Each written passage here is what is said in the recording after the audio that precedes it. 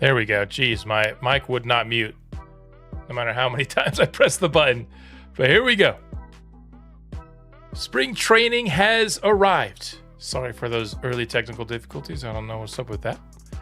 But we've got our first look at generational starting pitcher Vinny Nuñez here today. How's it going, K. Pratt?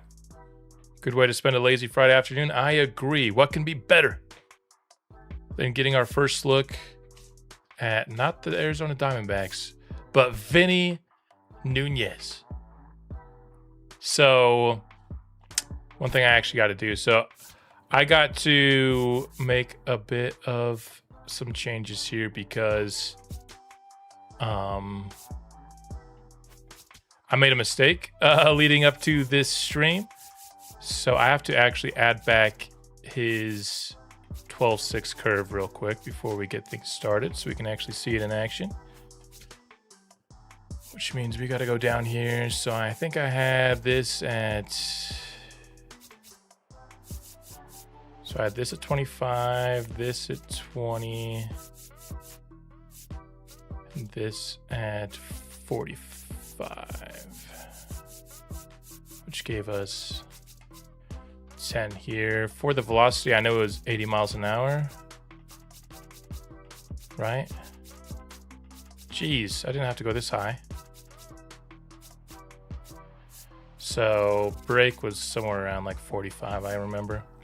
The reason I have to do this is the mistake I made was I accidentally saved, with all the changes that I made around the league, I actually saved it at the start of the regular season. So I had to go back to a previous save where I haven't made any of the changes. Like, for example, Jason Daly in this save is still 5'9". At the conclusion of spring training, I'll go back to the original save, which will have Vinny Nuñez right, but I wanted to make him, of course, have that fourth pitch for this stream.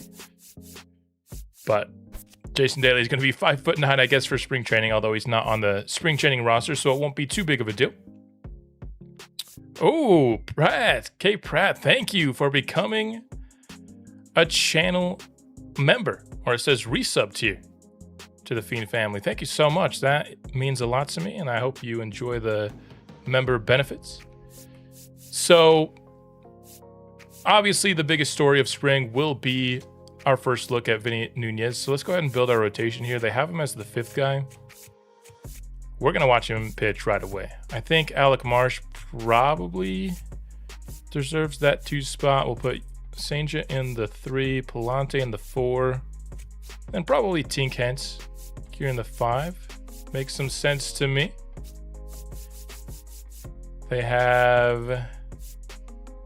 Well, we got to cancel this bullpen game because we actually have 5 starters here for spring. I think bullpen, we'll just kind of leave it how it is. It doesn't truly matter. How's it going, Von Rye? Hopefully you're excited to see Vinny Nuñez. As excited as I am quite excited.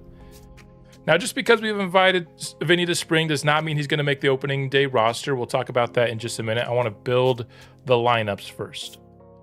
So they've done. So I'm going to temporarily hide my face cam so we can see everybody here in the lineup. So they like to put JJ over Masyn Winn at the leadoff. I like Masyn Winn here. He was great for us there last year, so I don't know why I would take him out of that role. They have Hoover DHing for us. That's not my plan. I think I might have Ramos DH, and I'm going to have Miranda play third. I thought he played solidly for us last year. Fernandez will not be our right fielder. My plan right now is to have... Where's our boy? Ivan... No. Oh, I put Miranda at third base. That was not my goal either. Okay, here we go. This makes more sense. Okay, Ivan Miranda, the other player from our most recent draft class that will be making his debut here in spring. Our first look at him. Okay.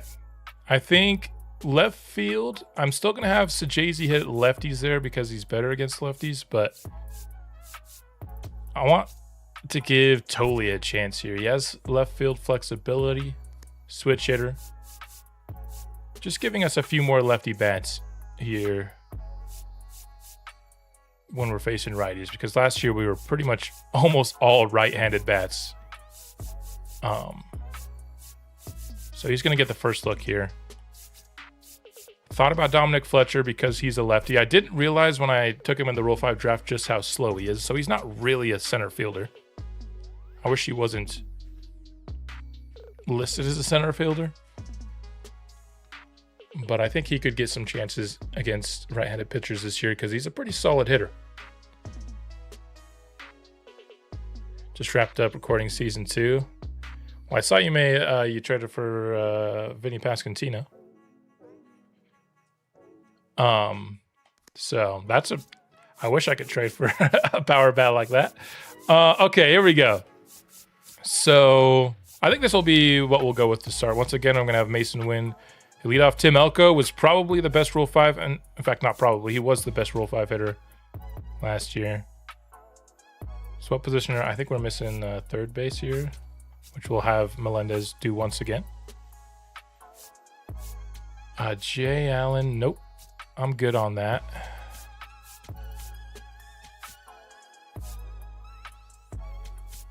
I think something like this. Awesome. So, okay, let's take a look at where we rank. We are still the worst team in baseball, but last year we were 30th in contact, power, and pitching. So we're at least not 30-30-30 across the board now. I can put my face back up on here. I think the additions of Miranda and Tolia help us out in the power, and then obviously the addition of Vinny Nuñez is going to help make our pitching look a lot better. Will he actually be on the big league roster to start the year, though? I think it's going to be a tall task. I don't like having my players skip the minors entirely, generally speaking, unless they're a guy like Miranda who's not going to get any better, then of course. But in the case of Vinny Nuñez, I'm going to set some goals for him. If he wants to skip the minor leagues, we need 3.5 ERA or better, 1.2 WHIP or better, and I wasn't planning on doing this originally, but let's do, because home runs per 9 is his weakness, let's do 2.5 home runs per 9 or better. He needs to hit all 3 of those things, and if he does, I'm letting him on the MLB roster opening day. He's going to be our 18-year-old opening day starting pitcher. So that it would allow him for a PPI. If he's not on our opening day roster, I would make it so his rookie season is next year, so we get the PPI either way. So that's the plan here. Let's bring my camera a little bit back over here. Sorry. All right. So that's the plan. Obviously, the spring is going to be focused on Nuñez, but that is not the only storyline here. Masyn Winn turned into an absolute star for us last year. I'd like to see him show some signs here in spring that was not a flash in the pan. A 6.5 WAR for us last year was incredible. Absolutely crushing most of his offensive PRs. Did they update your scouting guide for generational talent yet? They updated that 85 durability is no longer a tell. Everything else I said in the video, though, is still true. So look for the well-rounded hitting ratings in the 60s and 70s. Look for lower steal. Look for high bonus demand. The overall ranges, all that stuff's still the case. The only thing that is now nerfed is the 85 durability tell. So we've got our rotation. We've got our lineup sets. Let's watch Vinny pitch, man. I'm so excited. I'm so excited. I feel like I've been waiting a month to get to see this guy pitch. So the wait is over. Vinny Nuñez. They crushed durability on the... Yeah, especially this year. All the best players in the class have like 50 durability. We got durability in the 50s for Oliver Davis, durability in the 50s for Vinny. So that's actually what I'm going to have him training on early in his career. Is because I think the biggest deterrent of Vinny being great is going to be if he gets injured. So we're going to be training up that durability He doesn't really have many weaknesses other than home runs per 9, so I think it's going to be the best to train that durability until at least probably gets into the 70s. And then that Ivan Melendez guy, not Ivan Melendez, that's our third baseman, Rodney Melendez. Too many Melendezes here in this series. He was in the 40s. He would have been a great pick. But obviously very happy with the selection of Nuñez. And the first pitch is swung on and lifted by C.J. Abrams. And all the way to the warning track it goes. But a 1-pitch out for Vinny to start off spring. About to start scouting for year 3. So, yeah, I have an update in the pinned comment. I might be making an updated scouting video because there are some things now that I've scouted here in Cardinals franchise that I'm doing a little bit differently, particularly scouting pitchers. I also didn't really mention how to spot generational pitchers. In that guide, I put it in a comment on the guide, but I don't think everyone's reading that comment because I'm getting asked that question a lot, how to identify generational pitchers. So I might be making like a part 2 of the guide at some point. Ball inside. Been trying to make a couple of guides here at the start. Just released our off-season guide, which I know is helpful for some people who are not as familiar with baseball but love the show like I was when I first started this game. I had no idea what I was doing when I started playing MLB The Show back in 22 was the first time I ever played the game. And there's a look at Iban Miranda there. So some flyouts here to start. James Wood is not an easy out.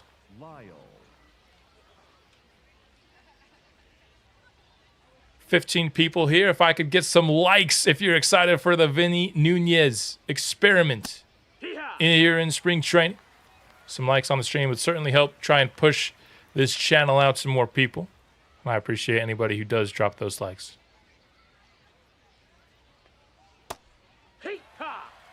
I've been testing some regional pitcher scouting in a different franchise and going 7 weeks. So 7, so that gives you 70, so that gives you up to 80%, which is nice. Nicely done there by Vinny Nuñez. Getting his first strikeout here of spring, so a hitless first inning from Vinny. I think that's reasonable. I think I just like the individual pitching here. The problem with the nerf to 10 that I didn't quite see when I did my original scouting guide is by the time, if you do the 5 weeks, that's a pretty big difference. That's a 25% scouting difference now, which is not insignificant considering you weren't even getting to 100% on 18-year-olds with the old percentage. But now you're only getting them to 50%. And so I don't find myself going 5 weeks all that often because when I'm checking every single week, I'm seeing maybe a couple guys, 3 guys that I want to finish up their scouting profiles on, and it's just quicker to do them individually. And if you're a member of the channel and you've seen those weekly scouting guides, you'll know that I've pretty much done 3 or maybe 4 weeks for the regions that I've done. So something about that, something about updating how to find generationals and stuff, I think could maybe warrant a video. It's not high priority for me, but it could be the case as Masyn Winn will strike out on a pitch in the dirt. When I simmed the first inning of the game to get a thumbnail for Vinny Nuñez, Masyn Winn hit a homer. So not quite as good of a start here as he had in the alternate universe. But J.J. Weatherholt, on the other hand, this is a guy that I really want to see show some power against right-handed pitching. That power against righties has not really developed a ton for him as much as it has for the left-handed pitching. All right, Von Rice, catch you later. Brian Ramos hit 23 homers for us, just below a 750 OPS for him. He will maintain that 3 spot at least to start here in spring. It was his strong spring last year that earned him that spot. Gets ahead of Brady Singer here, 2-0. One down and one on for Inside, ball. the Cards. On deck, Tim Elko.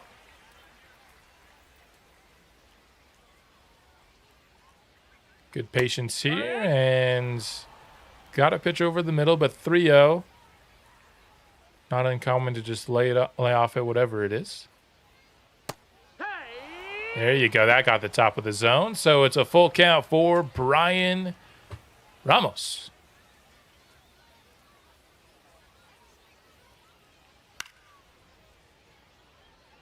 At bat will continue here. 7 pitches now. I mean, I'd say it's a nice thing to get a starting pitcher's pitch count up, but they don't really go that far here in spring training anyway. Did you ever have to break a habit of jumping in on close games and try to win with how you watch them play? No, because, I mean, I've only actually played this game very little. Because by the time I got into MLB The Show, I was already favoring CPU versus CPU gameplay. I played in an athletics franchise series back in MLB The Show 23 here on YouTube. But other than that, all my series have been CPU versus CPU. So, that's just what I'm used to. It's not really tempting for me. If you're more used to playing, I could see it being tempting, as Tim Elko will go down swinging. But for me, it's just how I play. I want my players to do the talking. And I'm not sure, depending on the difficulty level, if I could do better. I'm not like an amazing MLB The Show player.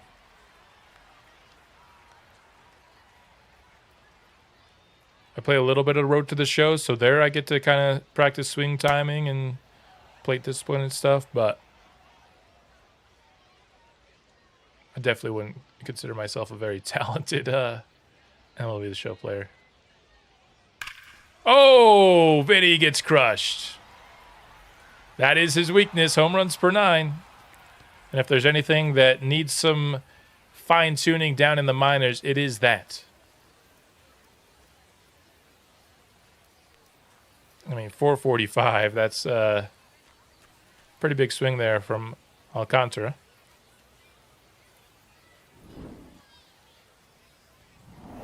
So good stuff from Vinny in the first inning, but not off to the best start here in the second. We set some pretty lofty stretch goals for him to avoid the minors, mostly because I don't really want him to unless I feel like he's earned it.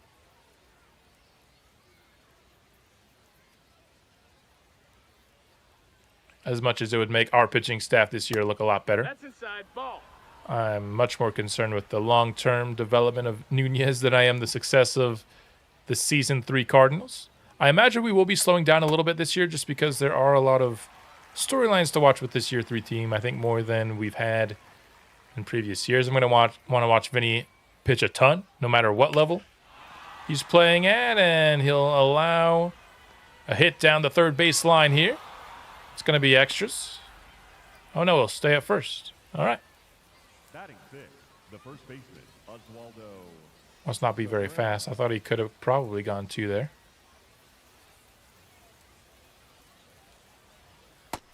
Ball. Especially with Michael Tolia has a pretty terrible arm.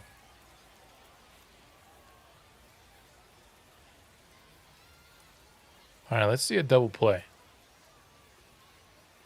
See if Vinny can force some soft contact here. Also wouldn't mind a strikeout, of course. That is his biggest strength, is his strikeout ability.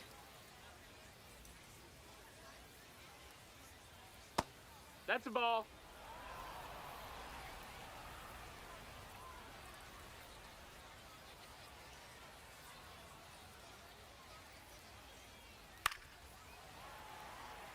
Foul there. We'll make it 2 strikes on the count. 2-2 pitch. Already up to 20 pitches for Nuñez here. What do you guys think of the Ball, that's in. the windup here for Vinny. How's it going, Johnny? Always nice to see you here in chat. Been super busy. I get that for sure. Nope, that's ball 4. Runner, take your base. Ball 4. Vinny allows a walk. Getting in a little bit of trouble here in this second inning.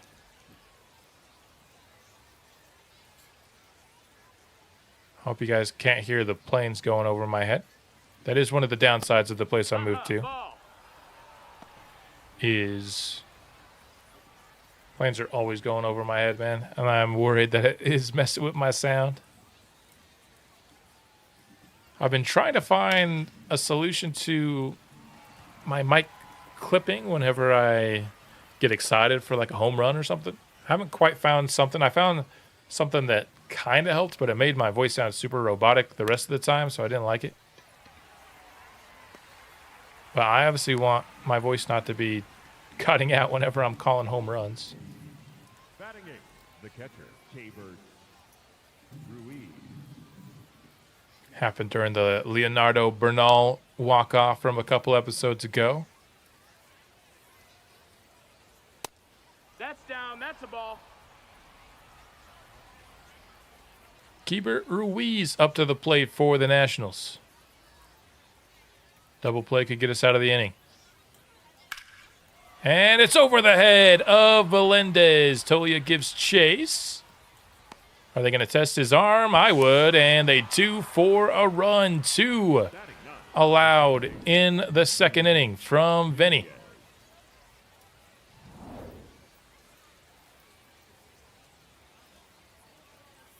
We got some Nuñez on Nuñez action here.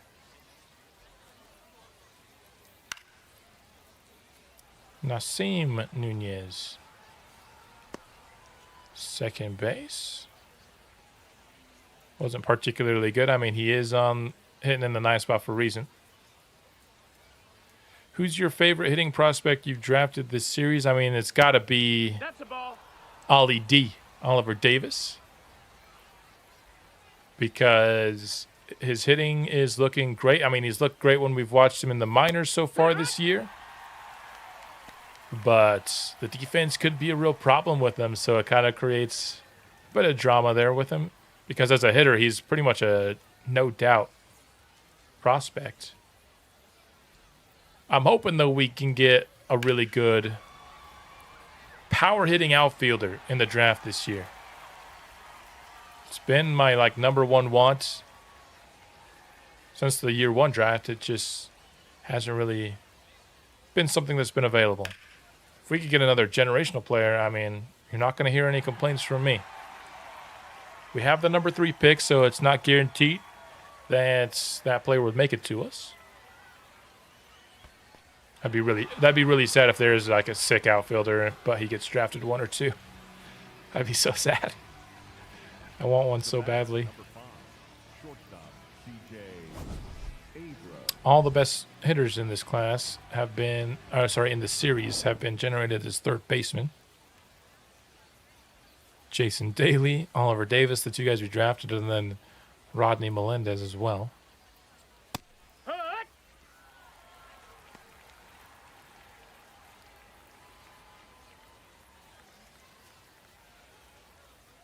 All right, Benny. Let's see, get out of the inning, leaving a couple on the base paths. Let's not allow anything. The top of the order already back up for Washington here in the second inning.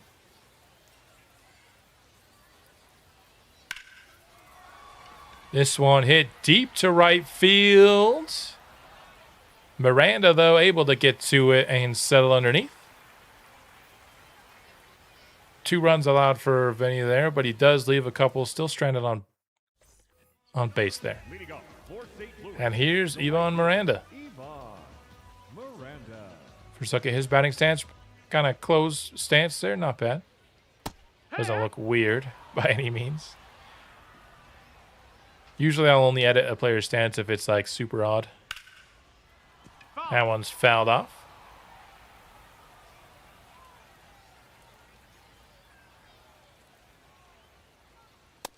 That's a ball.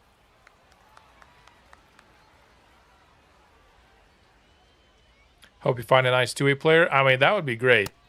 That that, miss. That's We, a of ball. course, already have a channel legend who is a two-way generational prospect from MLB The Show 24. Foul ball.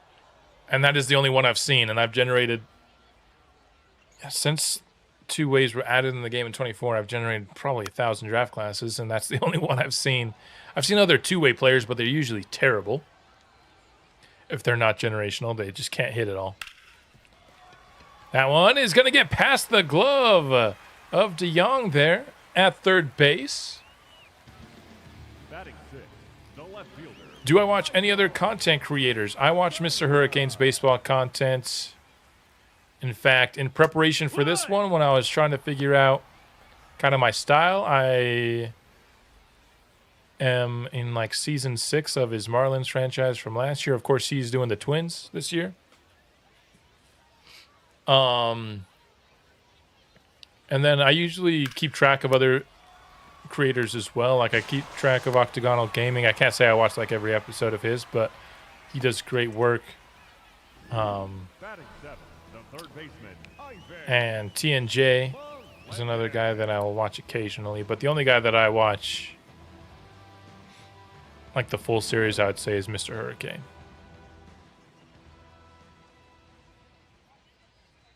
He's the one that introduced me to the CPU versus CPU format, and although he doesn't play it for baseball,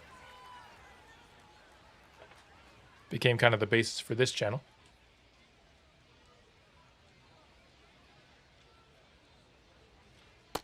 Don't really watch any like Diamond Dynasty content or anything like that.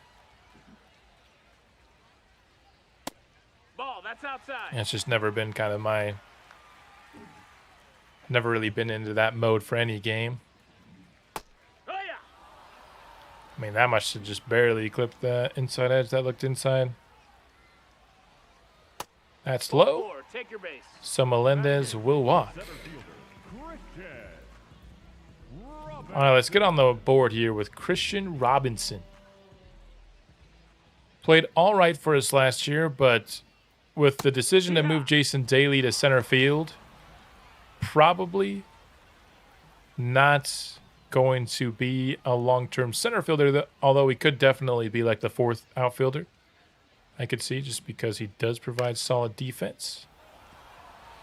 Love Kane's CFB content. I do think he has the best CFB content.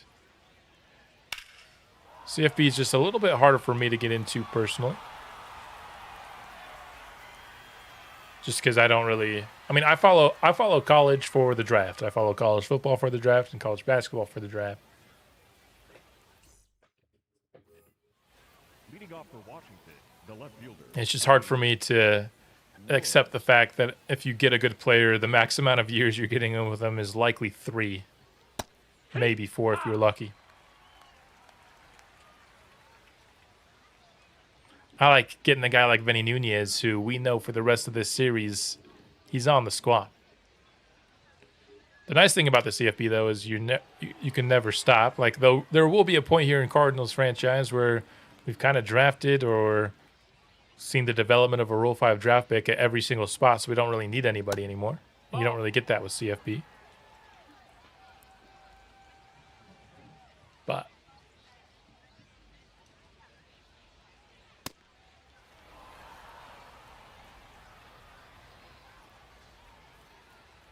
all right, let's see Vinny Nuñez close off this one strong.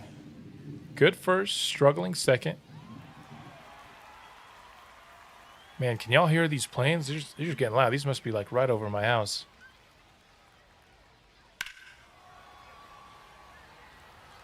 Going for the curve there. Didn't really locate it very well. It is a new pitch for Vinny. Might struggle with it here at the start. And did he go? No. Come on, man. Vinny's struggling to get this third strike here.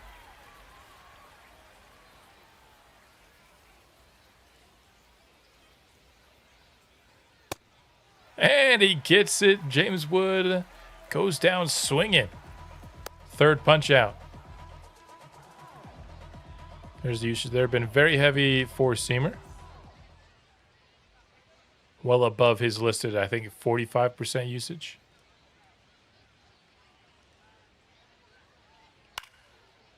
That's a soft floater out to left. Tolia settles underneath. 2 gone here in the third. Nice to get a quick out there after a struggle.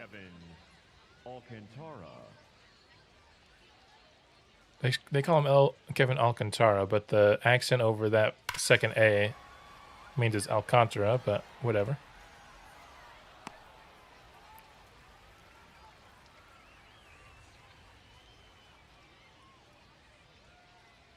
Unless it's different in the DR than other places. But another soft fly ball out to left field. So Vinny does get a much better third inning there. Love to see it. Still not quite the level of pitching you probably would have hoped from him in our first impression. But that's not the first, that's not the last time we're going to see Vinny here in spring. Probably going to watch him 1 or 2 more times, honestly. Bernal showing some good patience here against Singer, getting ahead 3-0, and that's in for strike 3. Good pitch from Brady.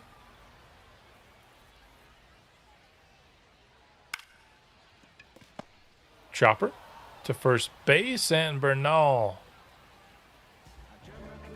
goes down. Top of the order back up for us. All right, Masyn.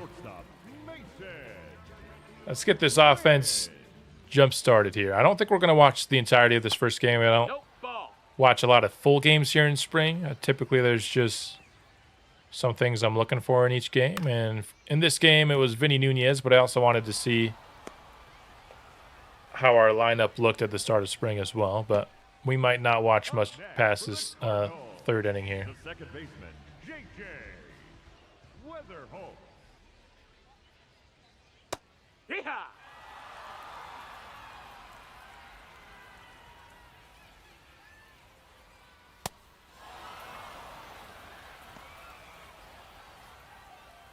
Behind 0-2 is J.J. Weatherholt. First guy for us here in spring to get a hit. Looking for another. That one backed him away from the plate.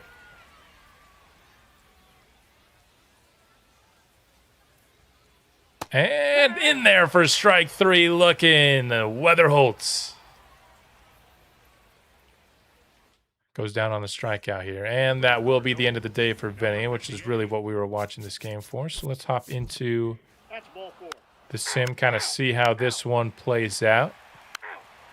Maybe if there are other spots to hop in, we will. But, man, our offense is not looking impressive here to open up spring training. There we go. Masyn Winn got caught stealing, it looks like, after getting his first hit. All right, yeah, let's just get through this one. All right, we end up beating the Nationals, scoring all 3 of our runs in the 9th inning after going scoreless through the first 8. We'll take it.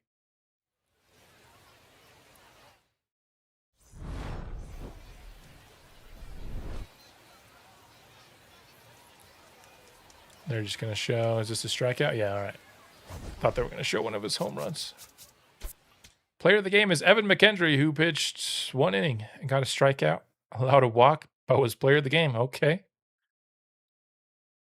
Fair enough. All right. Let's, I want to watch a couple of Ivan Miranda bats because he, of course, is the other draft pick. Just making sure we have him. So we have him at 5th against both righties and lefties currently. Very exciting power bat. Don't want to exit out of the franchise. Let's go ahead and sure, let's just get these done right off the bat. So get some Ivan Miranda. 23 years old, very old for a draft pick, about as, I think that's the oldest age you can be in a draft class. But that makes him MLB ready. He's 1 for 2 so far in spring, which means I think he got a walk in there as well.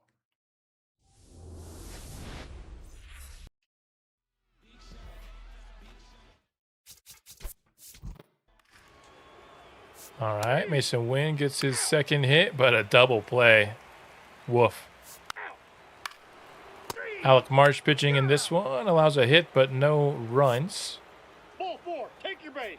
And Miranda up to the plate here with a runner on first in Tim Elko.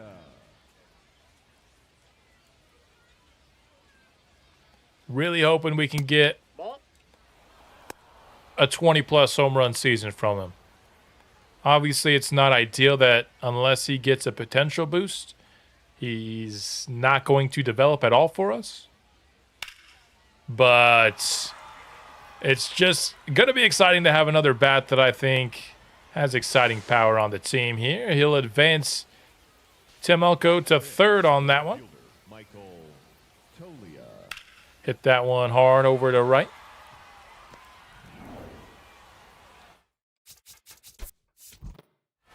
Good start. Yeah, and he gets a stolen base there. Let's go. So 2 runners in scoring position. Nobody out. Can we have a better start there? Ivan Melendez brings home some runs there. So we get 3 there in the third. Great job. And Alec Marsh, still no runs allowed here.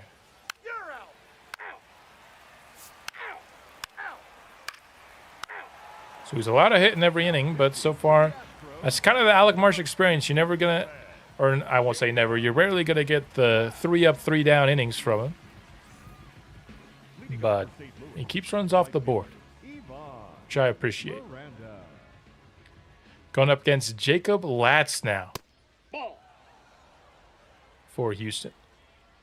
Miranda's our number 17 prospect, just because he has no potential. We should probably go through the top prospects because there is something that's exciting. I don't know if I'm getting excited for no reason, but there is something exciting about the prospect list that I want to show you. Hello, guys. How's it going? Is it Paul or Paolo? I'm going to guess Paolo.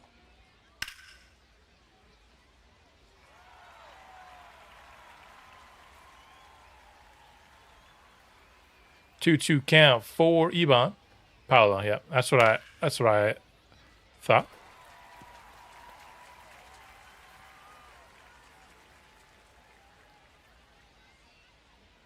Miranda. Can we get a home run? That one's hit pretty deep. But foul. 7th pitch of the at-bat between Latz and Miranda here. And it's by him swinging. Good pitch.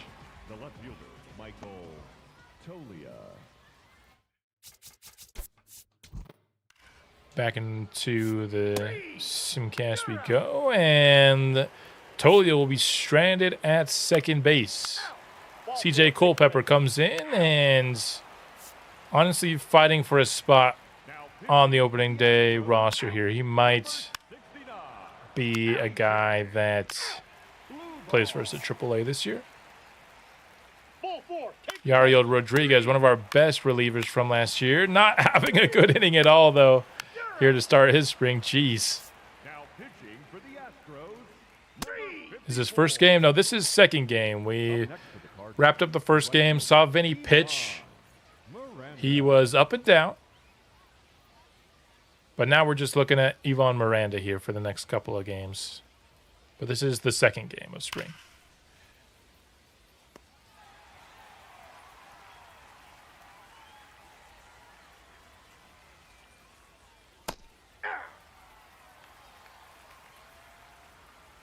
Falling behind quickly here, 0-2 to Robert Gasser. Has been facing a couple of lefties here. As a switch hitter, his ratings are, I think, pretty... Oh, I think you can... I gotta hide my face. I think there's a button you can press. There we go. If you just press Y. So his power, because of our coaches, is up to 80 already. Oh, that's kind of insane. And yeah, there. So you can see the +7 to fielding ability that our coaches are giving, the +4 5 to power. That's pretty nice, man. But yeah, he's a pretty well-balanced player. We have a lot of guys on our lineup that are much better against lefties than righties, so it's nice to have a more balanced guy here in Ivan and a switch hitter. The one thing I think could hold him back is his plate skills are only okay. So that might affect how he sims in a negative way. Zephyr John in, instantly allows a double and a couple of runs. He doesn't make it through the inning. How does the game create a prospect like that? Well, if you look, I'll show the next time he's up. He doesn't have 80 power already. He has mid-70s power, but our coaches are getting it up to 80. In fact, he probably isn't going to get another at-bat, though, because we're into the point of the game where everybody starts to sim. Yeah, so let's just... that's not what I meant to do. Davis Daniel, he was one of our Rule 5 draft picks, and you see everybody that's into the game. If we just skip this. Astros pick up the victory against us here. Loss ended up going to Rodriguez. It was not a very good. Apparently, he only got 1 out and allowed 4 runs. Jeez. If you look at Miranda here, he has 75 power and 77. Still awesome, which is why we took him despite his only C potential. But because our coaching staff gives +5 power, when you're actually in the game, he has 80 power. Okay, so I wanted to take a look at top prospects here. We have the top 2 in baseball between Vinny Nuñez and Oliver Davis. We also have the number 6 prospect in baseball with Jason Daly. Next up for us is Jason Petit here, right fielder, 16. Charles O'Farrell. So what is that? That's 5 top 25 prospects in baseball. Pretty insane development from our prospect list here in just a couple of years. I think Miranda would be the perfect DH. Yeah, I think ideally he's DH. I have him in the field for us now just because we actually don't have very good fielders in the corner outfielders. I guess it could be Dominic Fletcher. We'll see. We'll kind of see how everybody's playing in spring. I could see him being DH. But right now I have him in right field because his arm's actually pretty good. But the exciting thing I wanted to show you, I was very disappointed that we couldn't trade for Alvin Logan last year because I thought for sure at a 77 overall, he would be on the 40-man roster from the Marlins. He's still not on the 40-man roster. I'm going to be paying very close attention to that this year. If the Marlins ever take him off of the untouchables list, I'm going to be going after Alvin Logan probably, although he's not the only outfielder that I like. Part of this will depend on how the draft looks. If it looks like we're going to get a great outfielder in the draft, then I won't need to trade for one, most likely. But another guy who could just offer serious power. He is not a fielder at all. He's even more of a DH than Ivan Miranda. But he actually has at least B potential. It's not insane. The other guys I'd be looking to potentially trade, Darren Ritchie, who would add a lefty bat. We don't have a ton of lefty bats here. That's the one downside of Alvin Logan is yet another righty bat. He's got A potential and good power. He's just not a fielder or a contact hitter, but he's got a long way to develop. And then Devin Horvath. So the Royals have 2 of the 3 outfielders that I am pretty interested in potentially trading for. And the Royals are projected to be pretty good, I think, this year. So they might take their prospects off the untouchables list.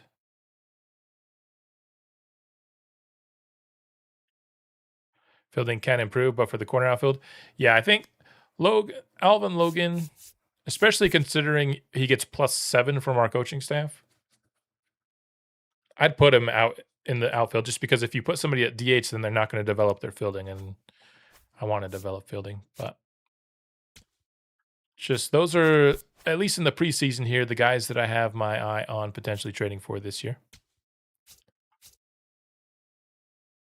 All right. Let's do another Ivan Miranda game. I want to see if we can watch his first home run of spring here. Still has the best average for us. Ramos unable to get a hit yet. Elko no hits. That's disappointing. Christian Robinson. JJ Weatherhold hasn't been off to a great start here in spring. But we're still talking about like single-digit ABs, so.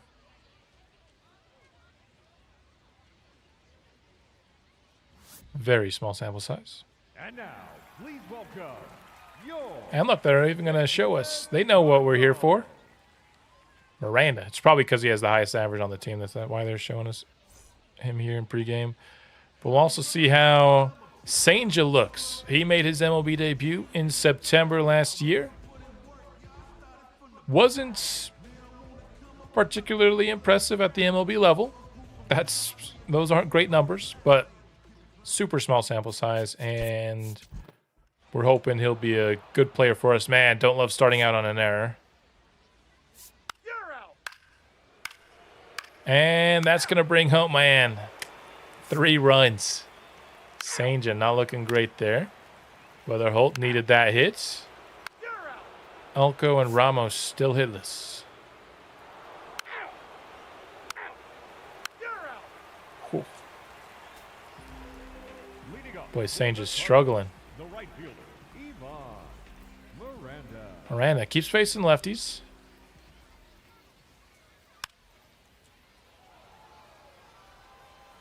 Are you going to be doing lives every Friday?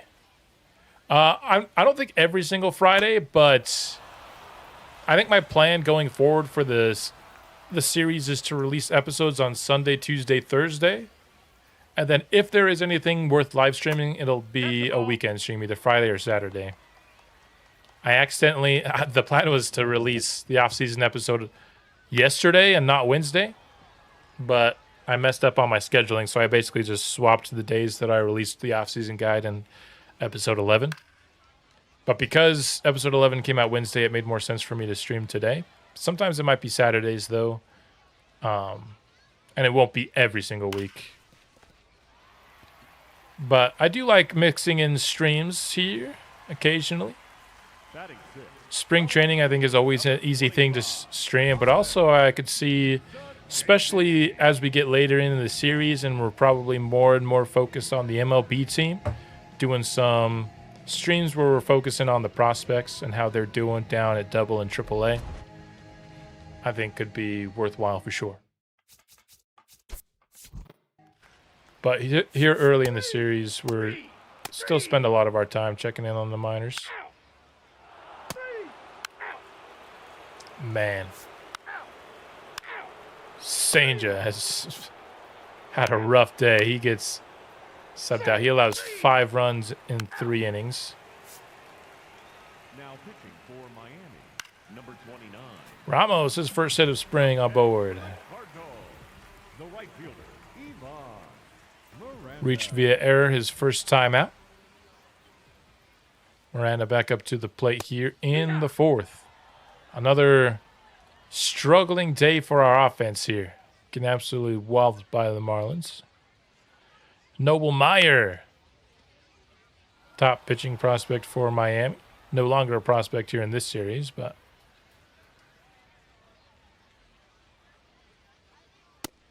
Ball. able to check his swing there on a pitch well outside the zone. Struck hard to right field, but able to run it down. Nicely struck. Had a pretty solid exit velo there. Just couldn't find the gap. And our offense continues to look really bad here at the start of spring. And our pitching is not looking much better. Jeez, it's 10-0. Just mercy rule us at this point. My goodness. Oh, finally we're getting something going here. Weatherholt brings home a run. He's 2 for 3 today. Have to wait another inning, which means I don't even know if we'll see Miranda. So around where they start to sub out, but nope. Miranda will get one more AB here. 10-1. Oh, there it is! Ivan Miranda, solo shot to lead off the 6th. That's what we were waiting to see, baby. Come on. Hopefully that can vitalize the offense here. Bring them a jolt. This is what we were hoping for when we took him at pick 80 a season ago. Some MLB-ready power hitting. Near that right field pole there. All right. We needed that, man. The vibes weren't good at the start of spring. We've been kind of getting... haven't been good on really either side of the ball, but finally, 2 runs. We get another one there in the 6th.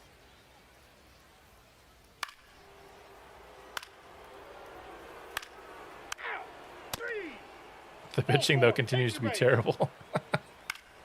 Oh, my goodness. This is the Marlins, guys. It's not the Dodgers. Don't play baseball in Portugal, but I grew up playing baseball games and loving Ichiro. Yeah. And Ken Griffey Jr., of course. Yeah. So I kind of got addicted. I used to love Dustin Pedroia with the Red Sox. All right. Yeah, I mean, those are some great guys, too. I am relatively new to baseball, but I still, you know, I know those guys because they're kind of legends. So I imagine, yeah, we're going to start seeing a bunch of other people coming into the game here. I don't know why I called them peoples. 17-7. At least the offense did start to wake up here, but man, oh man. The pitching is looking like a problem here in spring.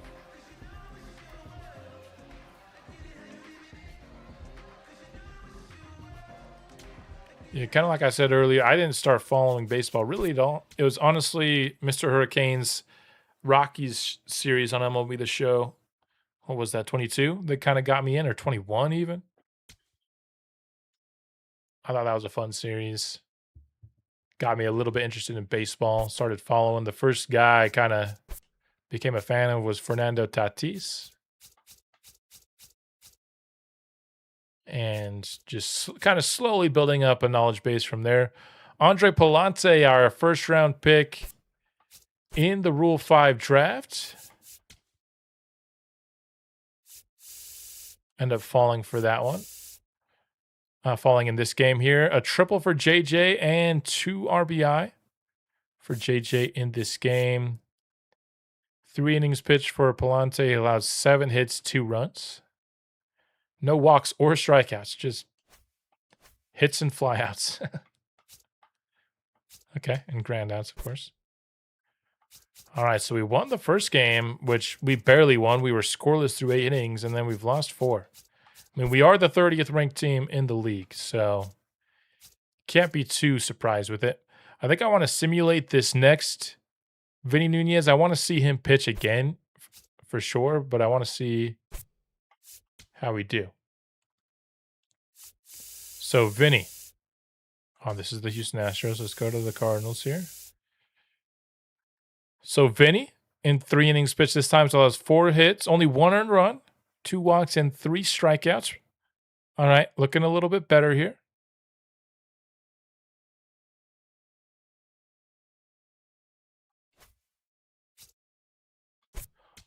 Let's watch an Alec Marsh, because I think he's been our best pitcher so far in spring. Watch all the highlights from the MLB channel and YouTube. Still not getting the Paul Skeens meltdown and loving the ABS. Yeah, the ABS, I've watched some YouTube videos on the ABS, and especially CB Buckner, that Red Sox-Reds game. That was fun to watch. Some of these, I mean, let's be generous and call it less accurate umpires starting to get held a little bit more accountable is fun. All right, Alec Marsh.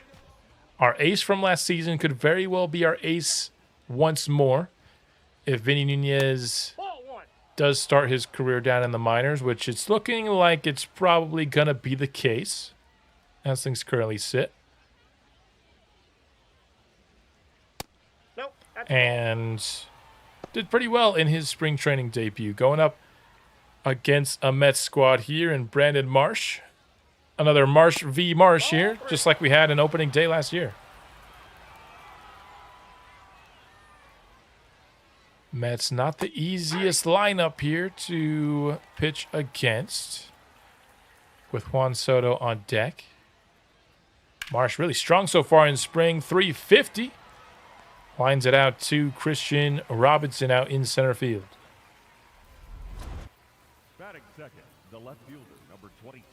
Soto, no home runs here in spring yet. You might could say he's due, but let's not. Aye. He's been 8 straight Silver Sluggers, man. Good hitter. And this one is not going to be a home run, but it will be a single. Batting third, the shortstop. Curious about the A's. They're doing a rebuild and already have a pretty good core. Yeah, I mean, I remember just a couple MLB The Shows ago, they were one of the most popular picks because it seemed like they were kind of a blank slate, but a lot of those players have become really solid MLB hitters now. Still, I need to add more, but they're in a much better spot than they were a couple years ago for sure. And that's another single. Back-to-back singles allowed. Well, this is kind of where Marsh excels. He doesn't let runners in scoring position bother him. Nope. What's actually his clutch rating? It's not that good. For a guy who actually ends up leaving runners stranded a decent amount. Oh, my goodness. Not this time, though. Vientos gets a hold of that one. And it's a 3-run blast.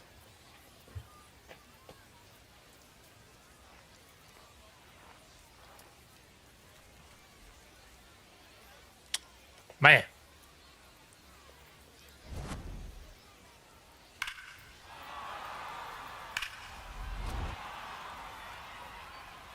Pitching has been a major problem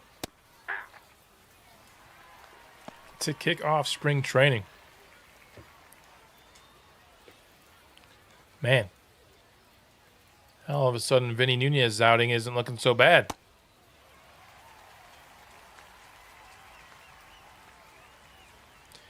If Vinny does not make the opening day roster, That's a ball. he will start in Double-A. I don't imagine he'll be there for long. But that's the kind of way I like to run it. Let a guy dominate Double-A for a little bit and then promote him to Triple-A. I feel like that usually results in some pretty good boosts. That's ball 3. 2 players' ratings, when they play well, get promoted, and continue to play well, you'll start to see some pretty large ratings boosts doing it that way. That's another question I get asked a lot, is how I go about progressing prospects. Could be another guide that I create sometime, maybe next week or in the next week or two. My general strategy there.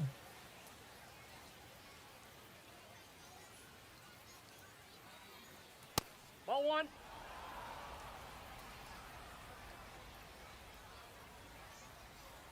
I'm really excited to see how many picks we get in next year's draft, because I know we didn't win Rookie of the Year, but I don't think that's actually required to get an extra pick. I'm hoping we get a few top 50 selections this year. That one's just foul, thankfully, from Bo Bichette, who's been not very good so far in spring.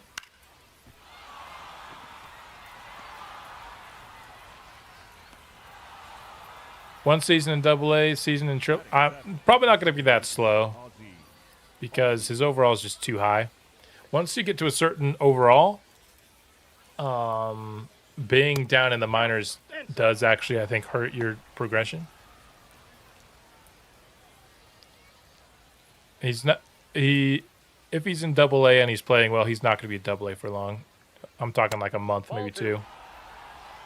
He's an 82 right now.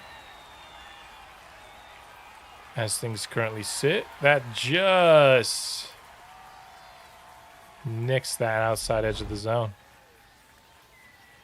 So you're an 82, you're probably projecting, let's just say, an 85 by the end of the year. You don't, unless he doesn't play well, that goes right into a crop of Mets players there in the dugout.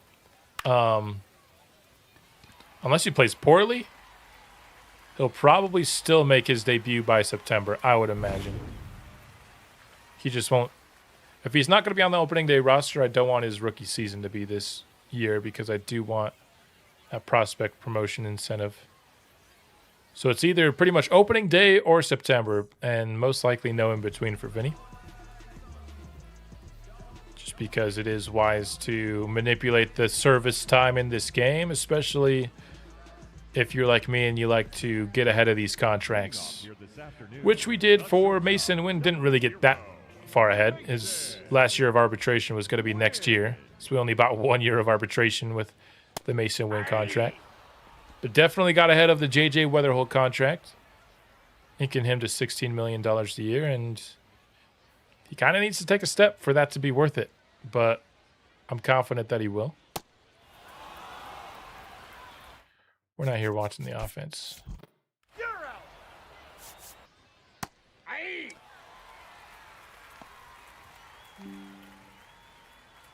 All right, I think we're back. Apparently my OBS crapped out for a couple seconds. Sorry, guys. But I think we should be back. Aye. Strike 3 on Carson here. First strikeout of the game for Alec. You did the extension at the right moment. Yeah, so that's kind of the thing. If you want a player not to be asking for crazy money, you kind of got to get on it early these days. Which might impact how I strategize calling players up to the majors, because once they kind of get past 80 overall, they're asking for some big-time bucks, especially if they have A potential. Francisco Alvarez. Homers off Alec Marsh. We're allowing a lot of home runs here.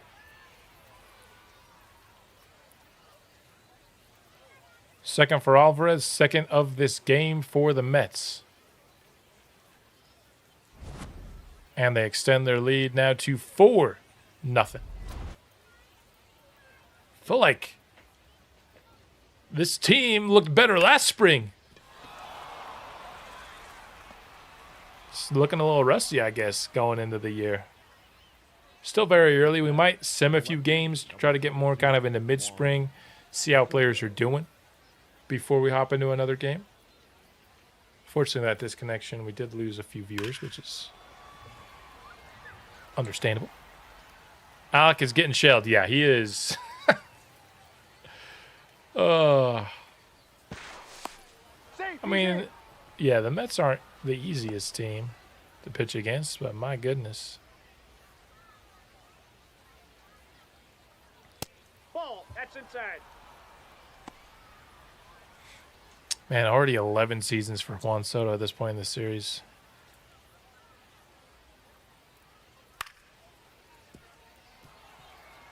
Entered the MLB at a pretty young age.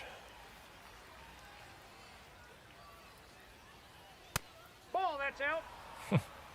That Soto shuffle, man.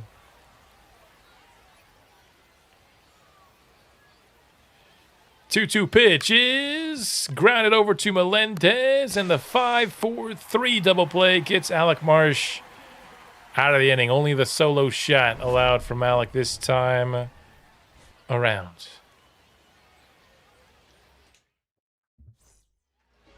Leading off for St. Louis, the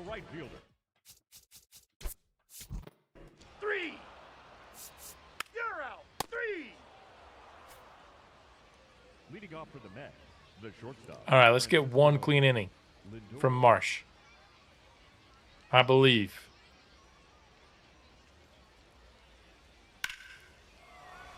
Struck well by Lindor, but able to run it down is Robinson. Up next for the Mets, the first baseman. A one pitch out here. That's how you like to start. Vientos got the scoring going here. Back in inning one.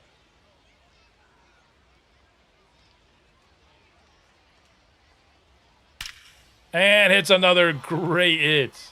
At the center field this time. Didn't have the lift to go yard, but definitely another The batter, number 9. really well struck ball. Designated hitter.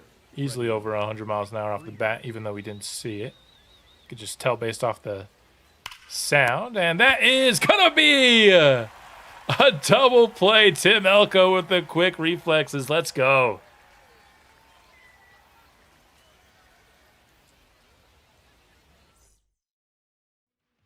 That was cool. I like Tim Elko, man. All right, who hit that solo homer? Christian Robinson solo homer. Let's go. That's I'm assuming Alec Marsh is gonna come out. So let's watch some JJ Weatherholt ABs here, because he's a player that I really am interested to see how he does this year. I think the main storyline of the year is likely to be Vinny and what he's doing, but I want JJ to develop against right-handed pitching a bit more than he has so far. Albies hits a 2-run homer.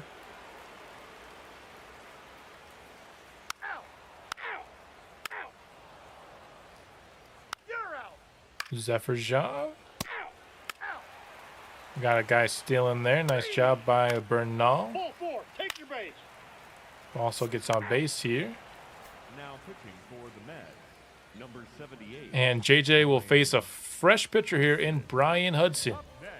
But the bases are loaded with 2 gone. Big time opportunity here for JJ. Let's see a homer.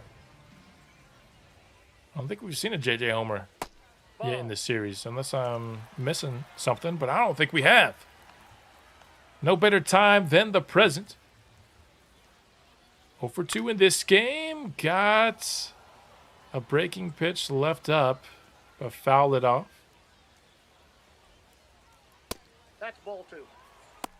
Good eyes on that ball beneath the zone. JJ gonna get that one down in the outfield. That's gonna bring home a run and call it 2. Not the hardest hit ball you've ever seen, but a 2-run single. Going against the lefty, where he has really developed. He's one of those lefty batters that's still better at hitting lefties now because of just the way his development's gone in the first 2 years of the series. I think that's something that happens a little bit too much for my liking in this game. You're out. Out. That's ball 4. Out. Is you get a lefty batter and You're out. wow, 2 straight errors. But we can't make them pay for that. If they give you 2 errors, you have to score on that, man. You can't be letting them off the hook like that. And now we're getting into Pinch hitting for the Mets, number 87, Ryan. the part of the game where everybody's getting subbed out, so we'll just sim to the end here.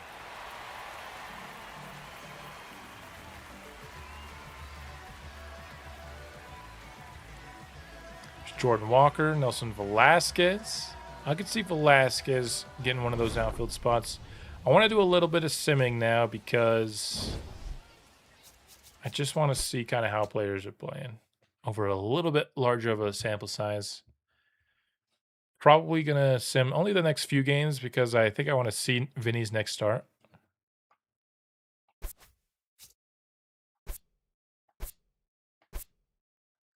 Which is going to come here against the Mets once again. We'll have a direct comparison between how he pitches against the Mets and how Alec Marsh pitched against the Mets. But Masyn Winn, no homer yet so far, but he's batting .313. has a few RBI. Vinny Nuñez pretty far away from those thresholds that we set for him to be able to make the opening day roster. JJ, 276, solid, 5 RBIs. Sanger's been getting shelled. Alec Marsh has been getting shelled. Palante's been, I mean, his ERA is pretty solid, but his whip's the highest among anyone. There's Jason Daly. Shout out him. Let's see how. So Riley Adams, could he get some more run at at catcher? We got him just because he's a better offensive player than the catchers we had last year. But his 44 fielding ability is pretty rough. Does have a really great arm, though.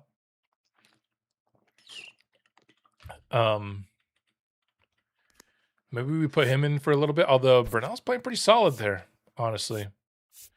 Let me hide my face cam here for a minute so we can actually see. I mean, his OPS is above his 750. So, you know what? I'll keep Burnell in there. He's playing pretty well.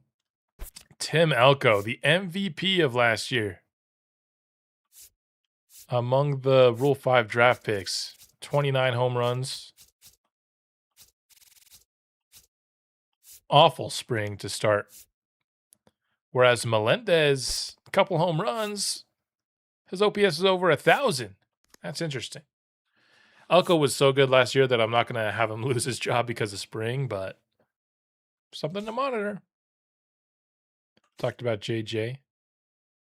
How's Ramos doing? Not very good. He does have a couple of home runs at least, which is keeping his OPS at least above 600, but the average is not there.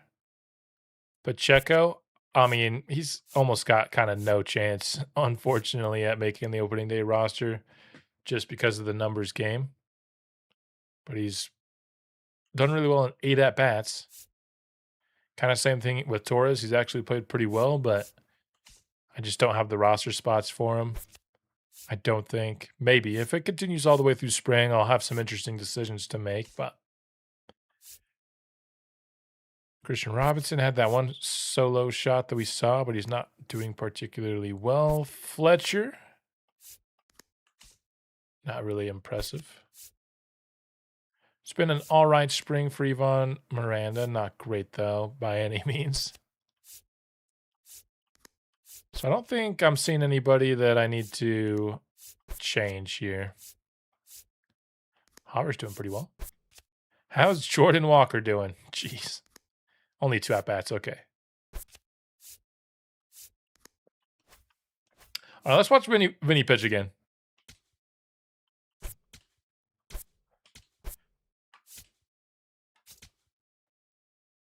He had 2 rock-solid innings and 1 rough one.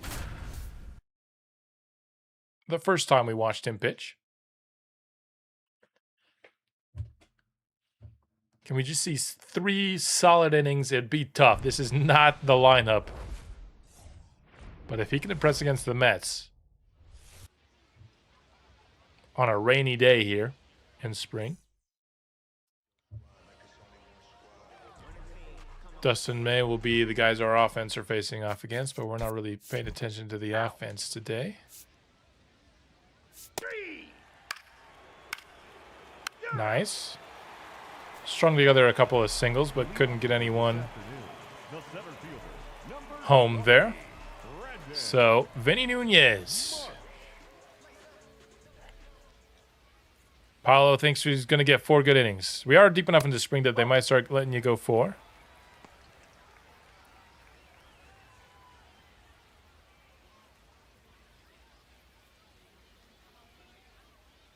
Let's see what Vinny can do.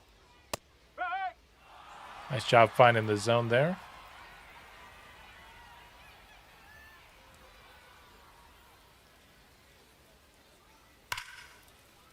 Fouled off, and some lucky fan in the stands got themselves a spring training baseball.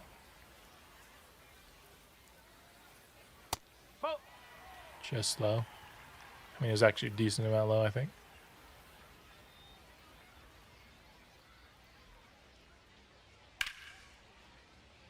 Brandon Marsh not making that 3rd strike easy on Vinny here.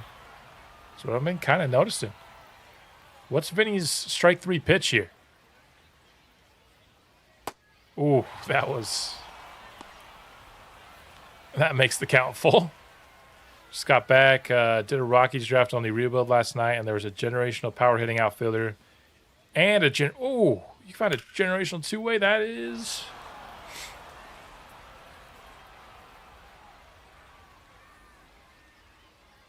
Wait, you can't see the hitting ratings on a two-way player anymore? That's hilarious.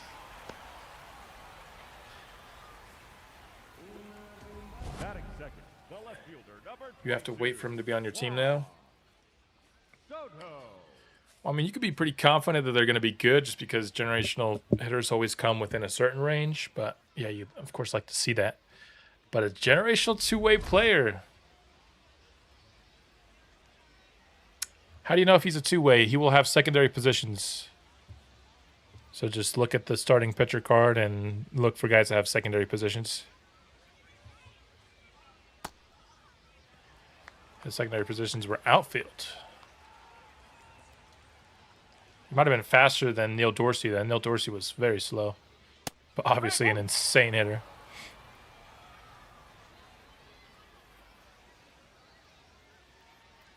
We will likely never see his like again.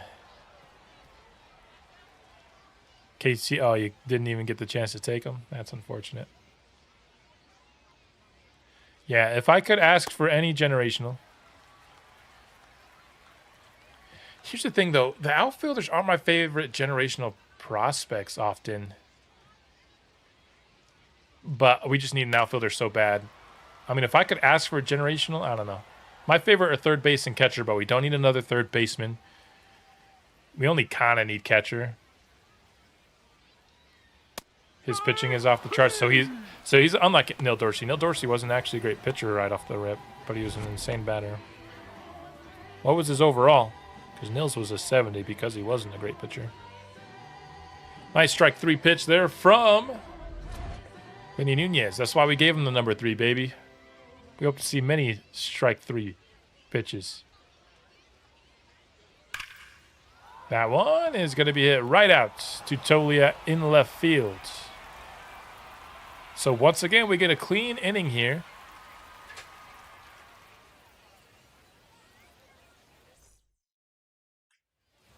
From Vinny in the first. Can he keep it up, though? It was the second that got him in trouble last time.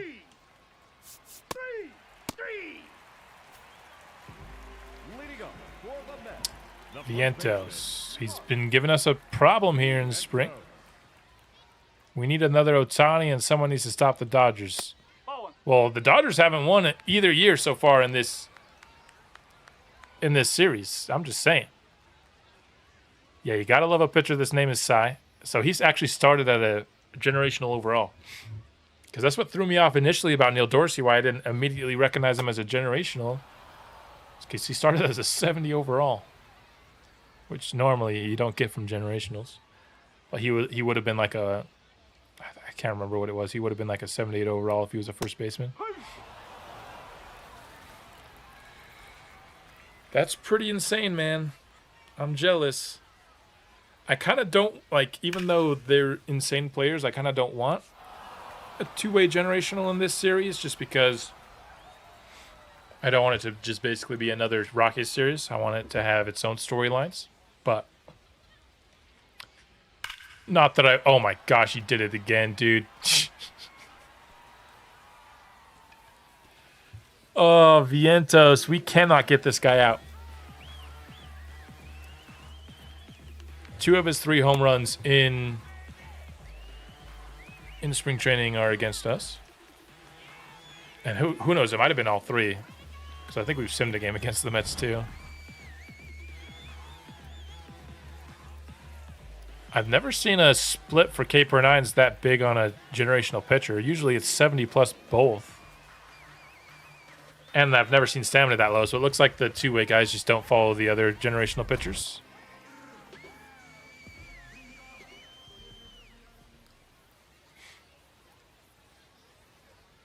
No, that's a ball. I think Vinny found his nemesis, maybe. The first home run Vinny hit was not The first home run Vientos hit was not against Vinny, it was against Marsh, but Yes. Freddie Freeman. Very talented hitter.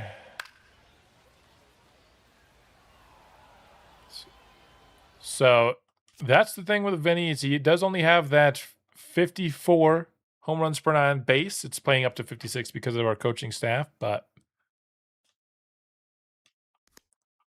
it's looking like it might be what keeps him down in the minors.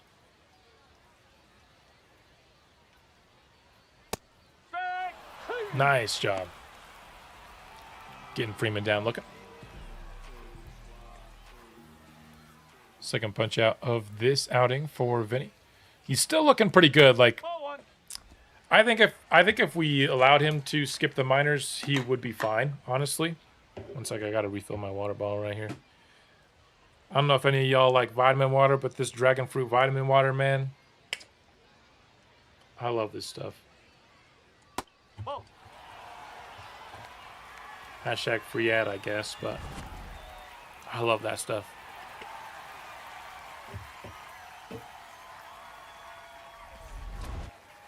Yeah, I think a year in the minors to get that rating up just a little bit will help him. I'd be confident he'd be our best pitcher, like I said. I don't think he'd have a bad year if... Oh, that stays inside the park. Almost allowed another homer here to Bichette. I don't think he'd have a bad year. But if we want to wait until we're confident he'll be awesome, then yeah, I think it's looking more and more likely that he will start the year in the minors. That was my plan, honestly. I wanted to give him the spring training invite to see if he would go insane. And if he did, I would have let him play. But it's seeming pretty unlikely that he's going to hit those admittedly lofty goals that I set in spring to allow him to start the year. So we'll have to watch him through the minors most likely. But that gives us another guy. I think we have a lot of prospects that could be making their MLB debuts for the September call-ups. Vinny Nuñez is looking like he might be like that.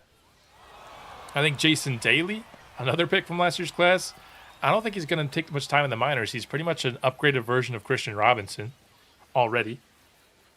And I think Oliver Davis, his fielding I know is really bad, but that hitting has gotten to the point where like he's one of the 2 or 3 best hitters on the team already. So could we call him up in September and just have him kind of start his career at first base, where the lower fielding won't be as much of a problem?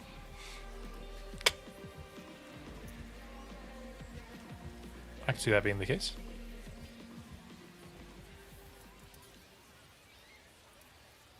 Tony, you can see batting ratings by hitting right on the left sticks. On the left stick on his attributes page? Yeah. That makes sense. I guess I haven't, with this new player card, I haven't wondered where that would be, but yeah, that makes sense. That would be there. Wait, you still can't see his batting ranges for the generated guy?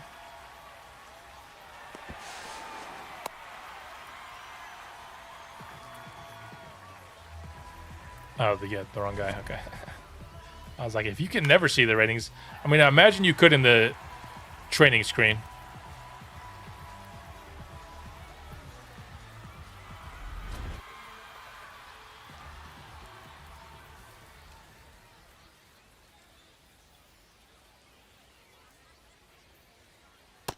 The training screen is where you can see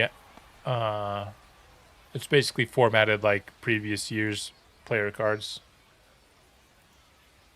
I go there a lot. They just need to add the pluses and minuses to the right of the numbers on the player cards in this game. It needs to happen. I don't want to have to do math to see how well a player's doing on their player card.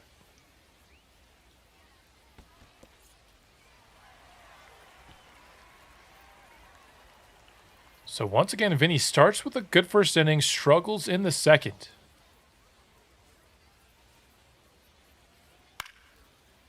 $73 and $30.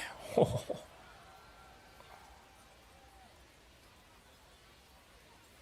That is very low.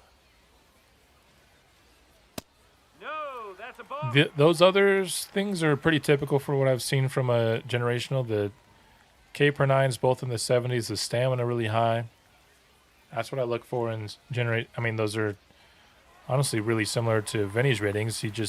Vinny doesn't have 7370. Okay, that makes sense.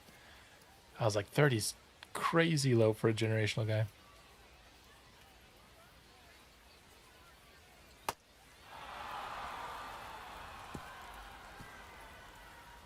Wait, he started as 86?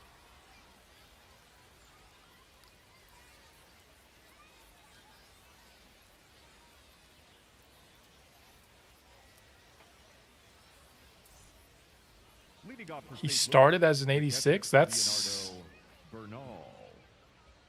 Man, I need to find one of these players. Screw what I said. No, I want one. If they're making them that good this year, jeez.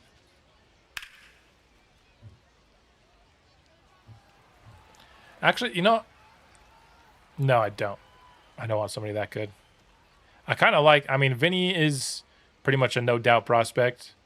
But I kind of like that the other guy... All the other guys have weaknesses. Don't make it easy on me. I mean, obviously, I'll take a generational prospect whenever I can get one. I've seen people saying that they're having harder times finding generationals, though. I don't know if they've, when they made the update to the durability, if they also reduced the amount of times they're generated. It did take me like a decent amount of attempts to find one to confirm that the 85 durability had been patched out. It took me like 12 classes or something to find my first one.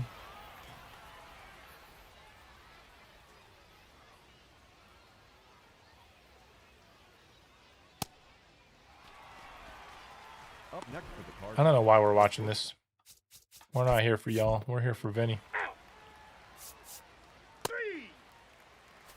All right, back of the top of the order, back up for the Mets here.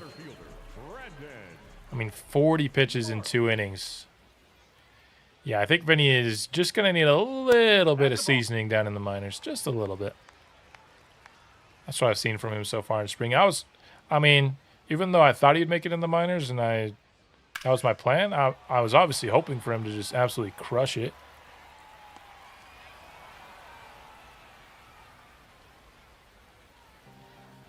And he's been just more okay.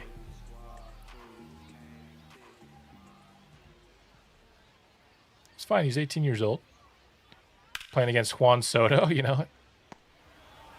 Not the easiest of tasks. It's a good throw there from Masyn. Up next for the Mets, the shortstop, Francisco Lindor.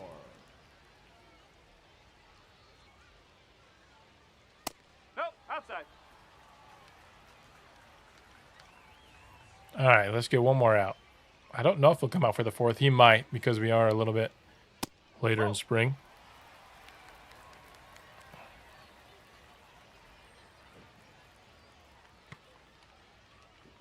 Two-oh pitch. Popped up by Lindor. Robinson able to easily keep track of it there for the 3rd and final out. So, honestly, that looked eerily similar to the first time we saw Vinny Nuñez. Clean first, couple runs allowed in the 2nd, followed up by another clean 3rd. It's kind of showed us what he is. Is he going to come back? Yes, he is. So we get to see a 4th here.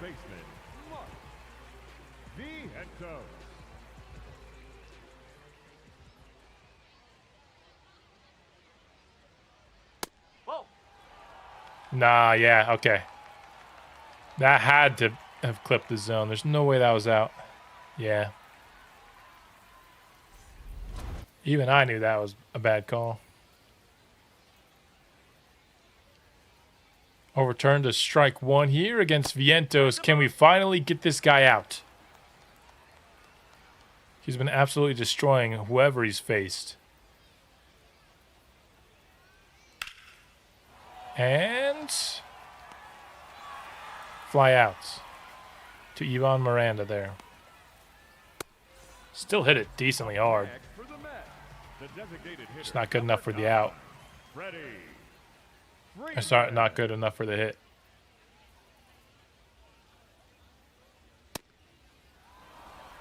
So you didn't see him until the draft was over. Did your scouts not? I mean, your scouts probably had to love him, right?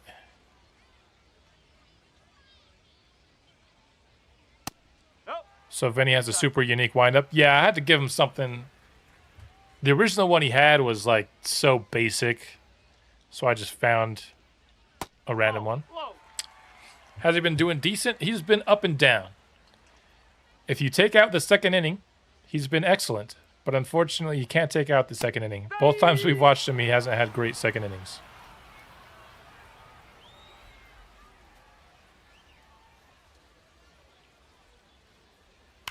Will your chat allow links? I don't think I've done anything that won't allow it. Let me see my... Up next for the Mets, the third baseman, Bo Bichette.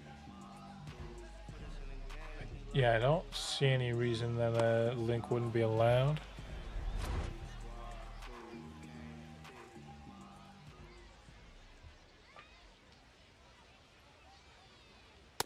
Nope, that's high.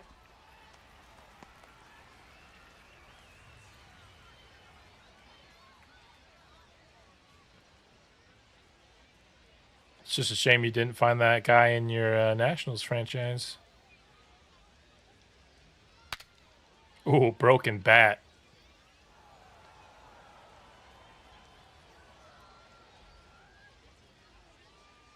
There's his card. Oh, I might have to switch to...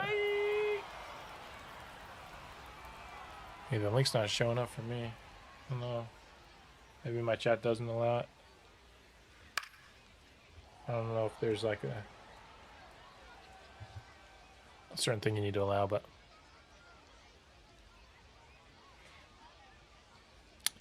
did you respond to me? Yeah, so Vinny has been up and down. He's been excellent in every inning except for the second inning. Oh, I'll say good. He's only allowed runs in the second inning every time we've watched him. But unfortunately, he has been allowing runs. He's allowed a couple of home runs that we've seen, which is his weakness. He's shown, obviously, a lot of reason to be excited, but I think he's also shown that he needs a little bit more seasoning before he's ready for the big leagues. Or at least before he's ready to dominate at the big leagues. I think he's ready for the big leagues. That's the ball. I just think I think if we started him at the major leagues, he'd have more of like a solid year instead of a great year. And I want him to have a great year. There you go. Bye, Bichette. Strike three, swinging. That's probably the last we'll see of Vinny in this game, I would imagine, here in the rain. But yeah, only 3 hits allowed in 4 innings. That's pretty good. For the Mets,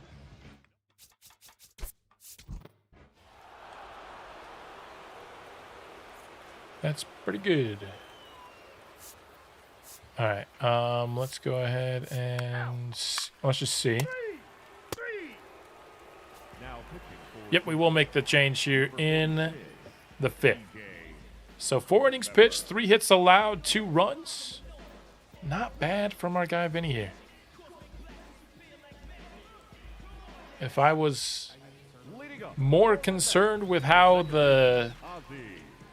our team was going to do this year, I might push it. But since I think we're going to be pretty bad this year either way,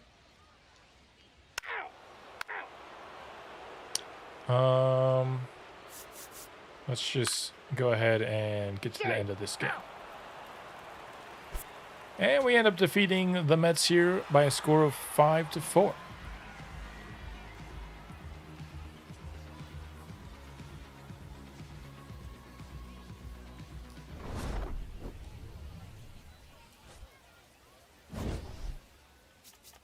All right. I think the next thing I want to see is a little bit more J.J. Weatherholt. Like I said, Vinny Nuñez is going to get a lot of the headlines this year in terms of storylines, but for me, it's just as important that JJ has a great year.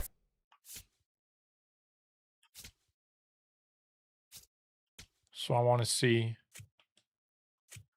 a little bit more of him. 281 so far. Gotta love that. Ivan Melendez continues to hit really well so far in spring. 314.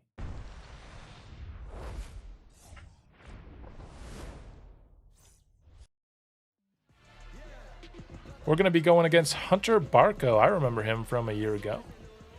Always fun to go against your previous franchise teams. Batting second, the second baseman, JJ. Hasn't been getting a ton of slugging, though, with that OPS still below 700 despite the higher average. Yeah, I know. He's off to a great start in real life. And, oh my goodness, what a play. Batting third, Was that Billy Donovan? Elgo. That was some BS. Oh. And I have all the faith in JJ that he will continue to develop. Ball 4. Take your base. It's really just because we already have so many players. Oh, nice. The offense really took off there. Almost got JJ back up to the plate. So if we look,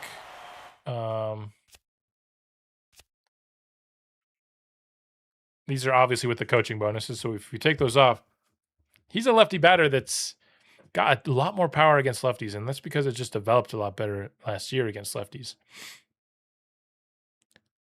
He's one of the very few lefty bats we have. So I want him to be a righty masher because, man, we're just missing that on the team, really.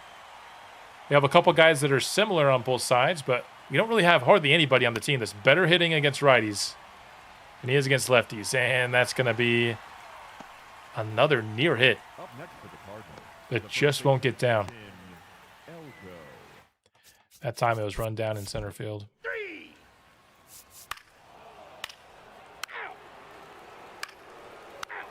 Ball 4. Take your base. Alec Marsh seems to be pitching a little bit better in the Safe. That's ball 4. Now in the sim than he is when we were watching him. 46. But JJ has a pretty good RBI opportunity here, top of the fourth inning. Weather hole. Runners on second and third. This time going against lefty. I don't want to see him go against lefties all the time. Can we face some actual right-handed pitching? I feel like it shouldn't be that hard to do, but almost every at-bat I've seen JJ in, he's facing a lefty. Ball.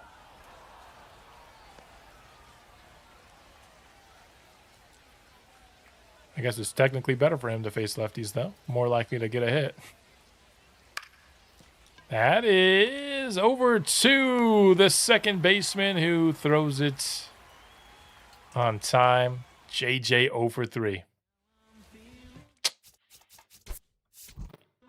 Unfortunate, man. That might also be his last at-bat of the game. As usually go those 3 times through the order before they start making those substitutions. Ball 4. Take Carlos your base. Hernandez, one of the Rule 5 draft picks. He throws Now pitching for the Pirates, some heat. number 60. 3. Yeah, we'll see if JJ even... Nope, he's gone. 37. Why not? Let's get an Isaac Pacheco at bat. He's hitting well, 444. Ball It's that down. another lefty. Does Pittsburgh only have like Paul Skeens and lefties? Is that what we've gotten to here in Pittsburgh?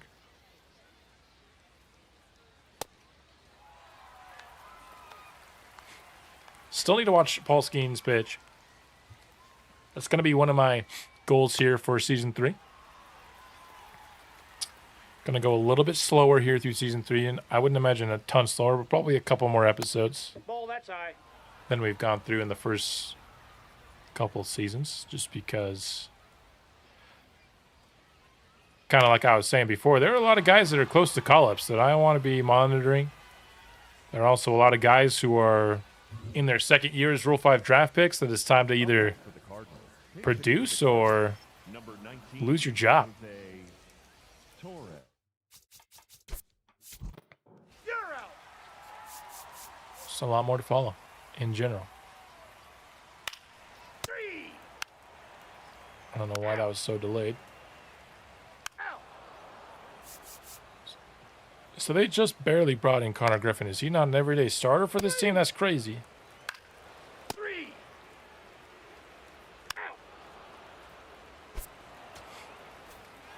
All right, pick up a win against a division rival here in spring. Hey, a 3-hit day for Leonardo Bernal. Let's go. He's actually having himself a pretty strong spring, which is big for him in terms of keeping that catcher job. We brought in some comp in the Rule 5 draft.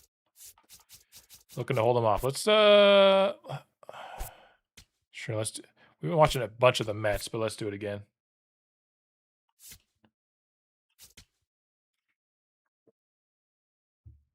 All right, let me see this real quick, guys. I gotta see this guy's page here. Let me go. Von Rye.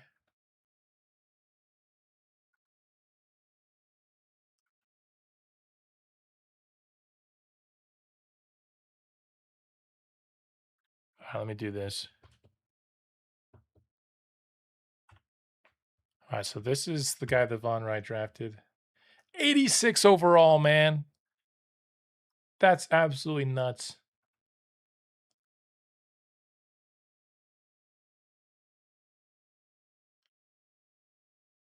Yeah, that's a two-way guy. That's 16 overall higher than Neil Dorsey. Oh, man. I mean, his pitch mix isn't very good, though. But you could always... I mean, if I would have drafted him, I would have changed it. But a 4-seam, 2-seam, and sinker is 3 of his 4 pitches. His only off-speed pitch is a sweeping curve. But...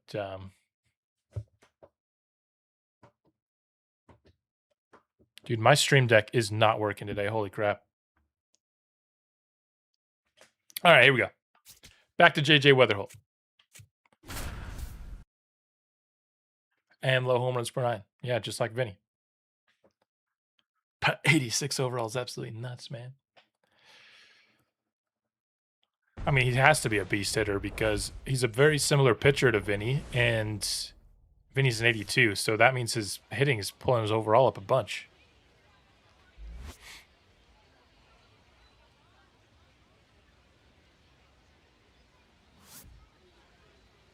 And now, please welcome your... Oh, is this stream super far behind?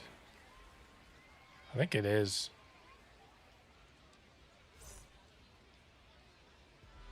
I think when my OBS crashed out, it made the stream go like way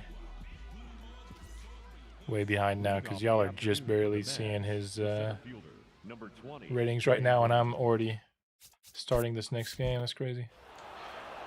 Brandon Marsh leads it off a solo home run. Andre Palante has not been very good this spring.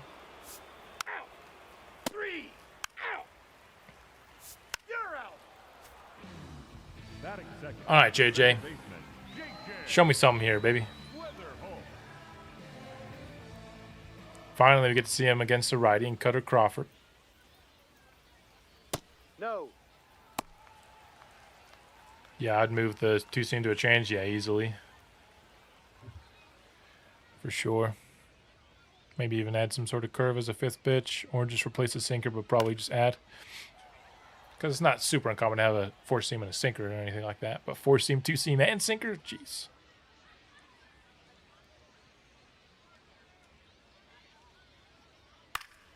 That one is over the glove of first base.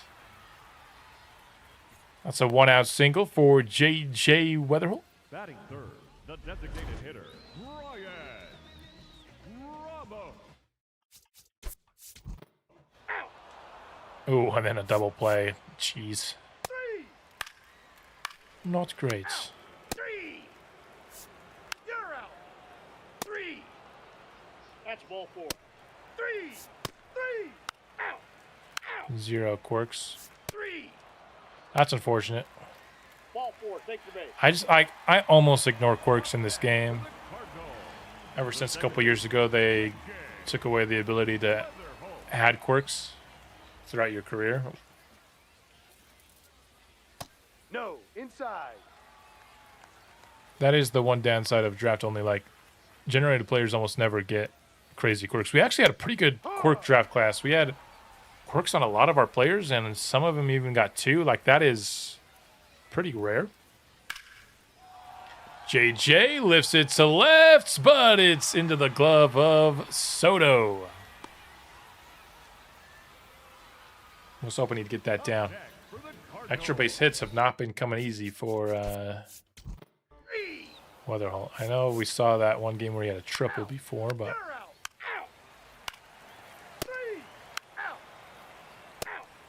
pretty low scoring game here. 1-0 Mets. Ball 4, take your base. Davis Daniel comes in. Does pretty solid. Oh, the double play. You got to be kidding me. I was hoping we'd get an RBI opportunity for JJ, but instead he will lead off this next inning. Sim spring training? Yeah, they should. He's an 86 overall.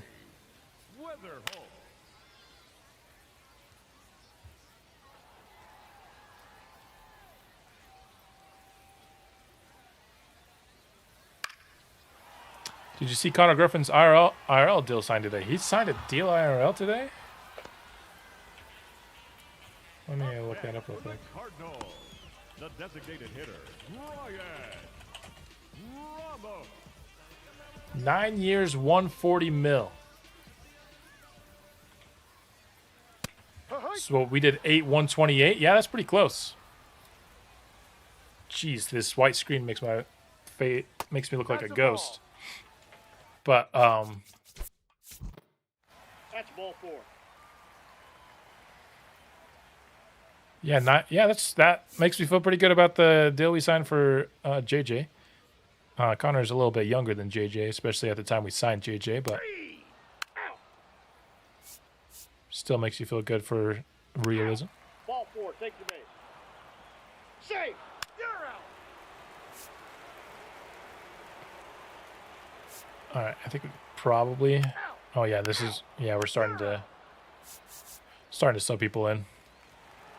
So we got a base hit from JJ, but not really showing the power that I was hoping we could see.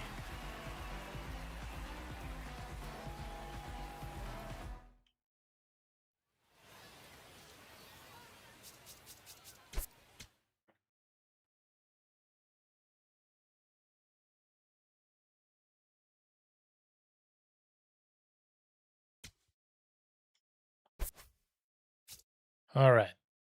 We're nearing that 2-hour mark, which is usually about how much time I like to spend in spring. I kind of feel like I want to see one more Vinny Nuñez start. Let's sim this one. Ooh, it looks like he actually had a pretty good day today. Whoops, that was not the right thing to do. So Vinny in this one. 4 innings, only 1 strikeout, but 1 walk, only 1 earned around. So the 2 times that we've simmed, he's only allowed 1 run. But our batting was truly atrocious. We had 2 doubles. At least it was from Masyn and JJ. But no runs on the board.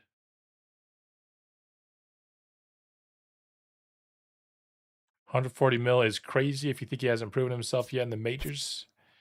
Yeah, it's well, you got to think about the Pirates who don't pay anybody.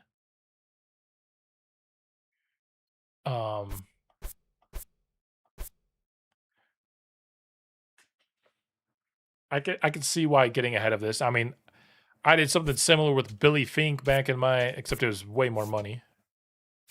People were saying how it wasn't realistic because the Pirates don't pay anybody. I think that organization is probably more willing to take the risk on overpaying somebody at, what is that, $15 million a year, somewhere thereabouts, than, because they're never going to pay Connor Griffin what the $30-40 million contract he could get later.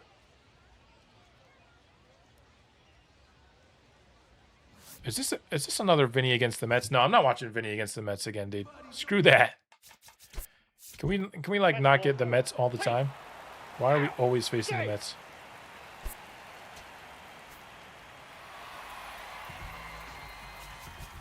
Why can Vinny please face somebody else? I should have just watched that Houston game, I guess.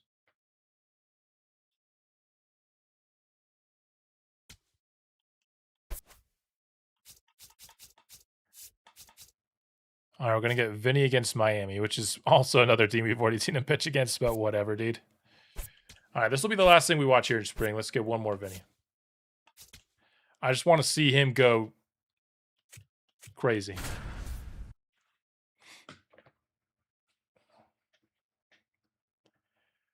So Ramos, not a very good spring. I don't know if he's going to hold on to that 3 spot. I mean, we might be giving it to Melendez. He's a pretty good hitter, and he's had a great spring.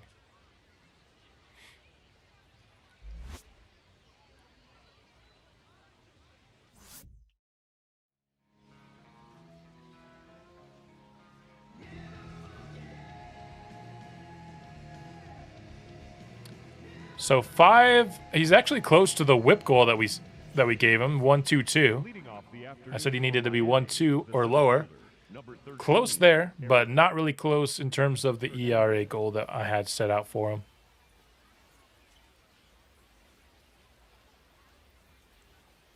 So unless he goes like 6 innings and 0 runs, which, I mean, he might. I don't know how deep. I think you might get a 5th inning this deep into spring, maybe.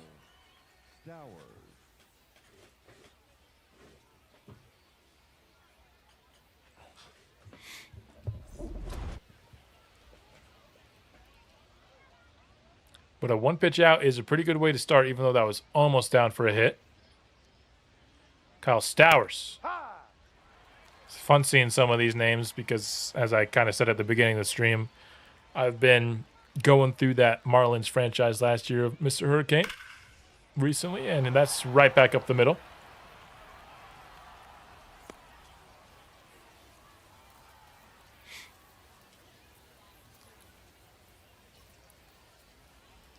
Yandy Diaz hitting in that 3 spot for Miami.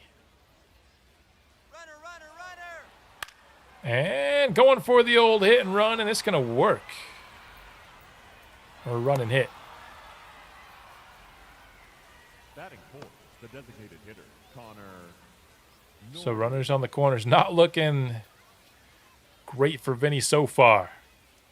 Can he get out of a little bit of a first inning jam here? Connor Norby up to the plate. Speaking of that Kane franchise, big piece of that team. The generational two-way pitcher has, the generational two-way player has 95 speed. That's nuts.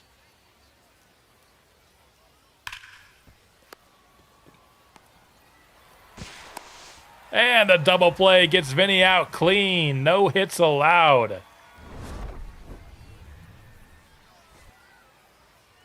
Let's go.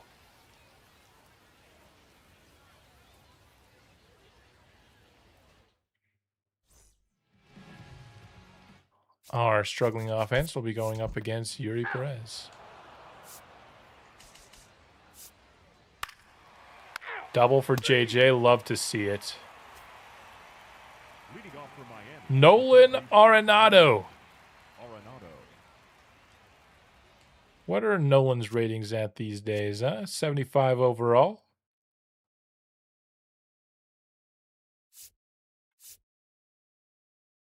Now from Arizona to Miami. Of course, spent some seasons with us here in St. Louis as well.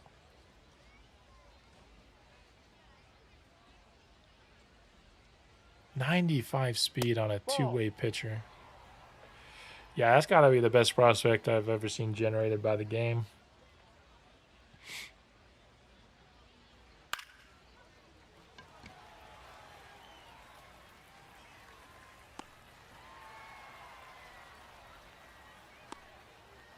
Yeah, of course, any franchise fans out there, I recommend Von Rye's Nationals rebuild. I've been tuning in when I can there as well. I forgot to mention Von Rye when somebody asked me before what creators I watch. I definitely watch Von Rye's The catcher. All of his draft episodes for sure. Kelly. And I try to catch other episodes when I can as well.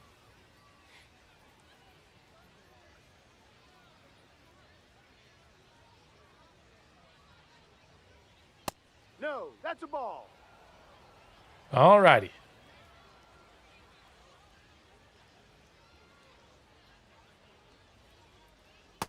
No.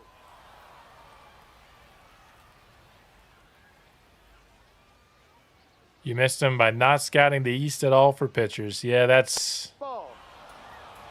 tough. I mean, because it was easy to spot Neil Dorsey back in the day because he was, back then, generational prospects were always MLB ranked number 1, so you just always check out the number 1 guy. But that's not the case anymore. So these pitchers are easier to miss.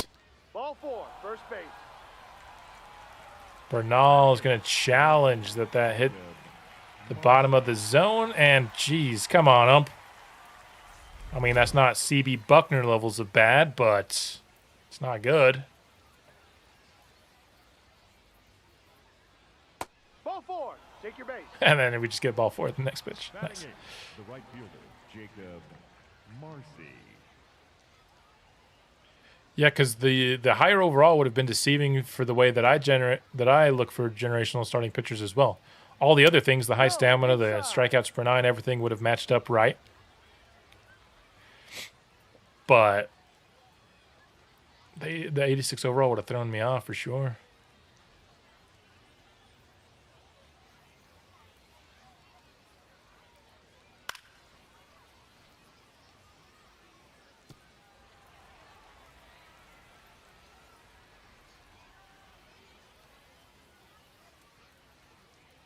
All right, we've got a man on first, 2 gone here, top of the second. It's been the problem inning for Vinny so far in spring. Can we see Vinny pitch a scoreless second inning? Can we also keep him under 10 pitches per inning? And there you see it. Getting strike 3 there, swinging. And it looks like we're going to see Vinny end spring on a potentially high note here. Leading up for the Cardinals. We just can't see their hitting ratings.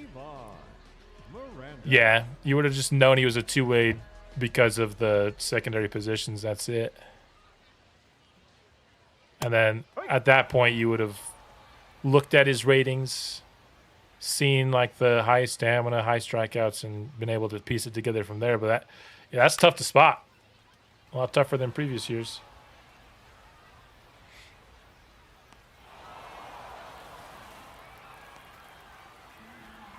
That's good to know. I'll keep an eye out on that. If there's a guy with higher overall that still looks like he might have generational ratings, I just got to scout him. Outside. I mean, on the less than 0.5% chance that I actually generate a two-way generational pitcher in this series. And it'd probably have to be in the next 2 drafts too, because I think if I had to guess, there will be 2 more drafts that we have a top 5 pick. We might not ever pick number 1 in this series because we have number 3 this year, and I think this year will be bad. But I think as soon as next year, when we get guys like Jason Daly in, Vinny Nuñez in, potentially Oliver Davis in, more development from J.J. Weatherholt, I don't think we're going to be picking top 5. I mean, what I'm saying is I think this might be the last year that we are at like the bottom of the league. Ball. Probably still top 10 for another year, but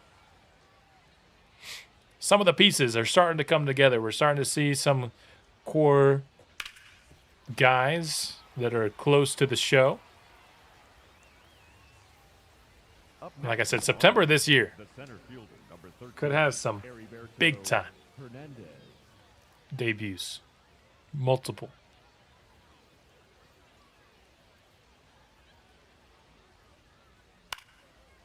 So watch out for those call-ups.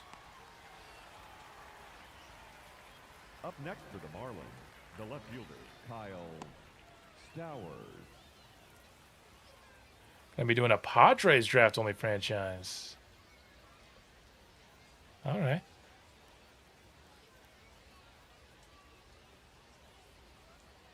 Ball outside. I could never give away Fernando Tatis. Kind of like I said earlier in the stream, he was like my first guy I really became a fan of in this era of baseball.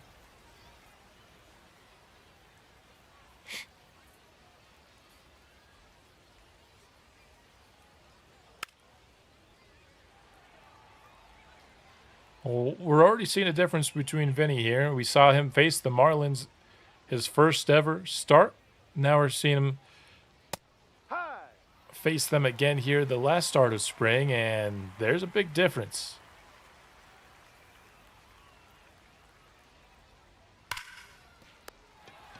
That one is handled by Melendez, and across the diamond, the throw is there. 3 scoreless innings. Not hitless, unfortunately, but scoreless. Leading off for St. Louis, the catcher, number 13. Yeah, he's keeping up a great pitch count rate as well. 10 pitches per inning. Leading off for Miami, the first baseman, number 2. Heck, this might get his ERA down a decent bit here. How to get rid of his jitters? Yeah, I mean, you're an 18-year-old facing Juan Soto. I imagine that's kind of nerve-wracking, you know?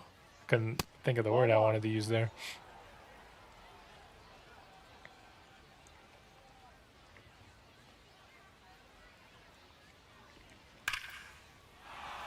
That's hit hard but foul. Gotta stay hydrated. Ahead 1-2. And another foul tip. Yandy doing a good job staying alive here. He's 1 for 1 on the day. And strike 3 looking. Clipped the top of the zone. Let's go, Vinny. That's his strength, man. He should be able to keep a pretty solid strikeout per 9 rate this year, especially if he's playing in the minors. But heck, what's his ERA up to now? He's probably not going to be able to come all the way down from a 5 to a 3.5 in one game. But, oh, that's hit hard by Norby. I mean, it might be close. Up next for the Marlins, If he ends up going 5 or 6 and keeps it scoreless. Thanks for all the scouting work. I mean, for me, it's not even hardly work, man. I love it. This is my favorite game to scout in. Because it's a system that I think actually requires some strategy and skill. I've seen some other guides suggest some different things, particularly Scrawny Slugger, and I think a lot of what he says there are pretty reasonable. But overall, I think my scouting strategy is pretty elite. There we go. Paolo asks for a double play, and he gets it.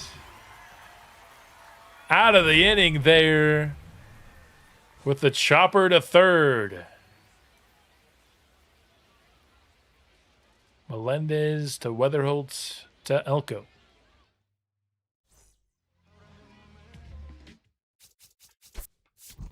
You're out. Out. Out. Leading off for the Marlins, All right, we do see Vinny out here for the 5th. It's our offense is absolutely terrible. Not giving Vinny any support here at all. Which, I mean, if he's going to play at the bigs this year, he's going to have to get used to, because our offense is not rated very highly in the league. Dead last in contact. 27th in power. No. We'll have to see how the ratings change once we narrow it down from the 40-man roster down to the 26-man roster, but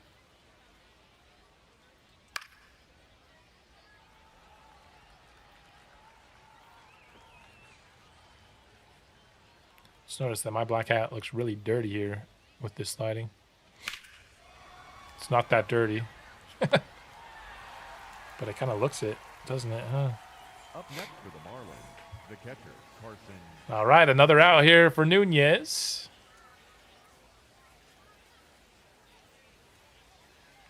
This is the game that he's showing us. Why everyone in St. Louis is so excited for this 18-year-old future ace. Was only ranked, 14th by MLB scouts, but the Cardinals knew just how special of a pitching prospect he was. Took him at number 2.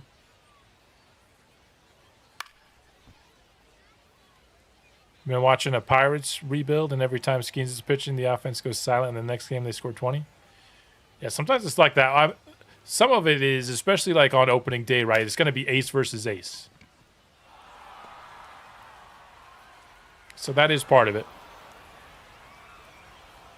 And we are facing Yuri Perez for this game, right? That's what I said. So we are facing... Can we get another double play out of the 5th inning now? That would be great. That's Octi's franchise? Yeah. Oh, yeah, he's doing the Pirates this year. Of course, I knew that. I loved having Skeens last year in MLB The Show 25. That rebuild ultimately got carried by pitching.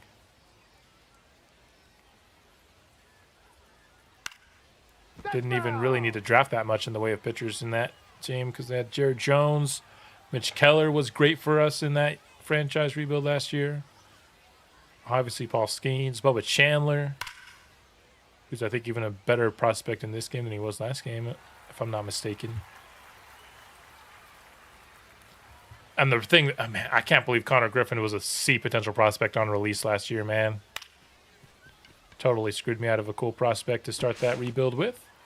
No double play this time, but we will get the out. Up next for the Marlins. That could advance the first run of this game, though. Or it did advance him. Puts him in scoring position. For Zach McKinstry, at least we're facing the 9-hitter here for Miami. How good is he? Probably not very. He's not bad. Definitely better against right-handed pitching. Can you imagine if Vinny was a switch pitcher? That'd be insane.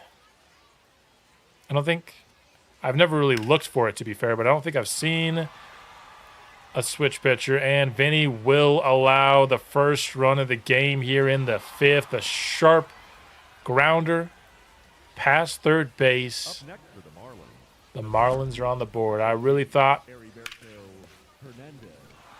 we were getting another scoreless inning, but I think if he had gone 5 or 6 scoreless innings, that probably would have dragged his ERA down pretty far. No. But that's not what we're getting. Ultimately, that game that we simmed against the Mets, because I didn't want to watch against the Mets again, I think it was been his worst start. Because he hasn't really... The ERA being 5 doesn't make sense with what we've watched. He hasn't been bad at all.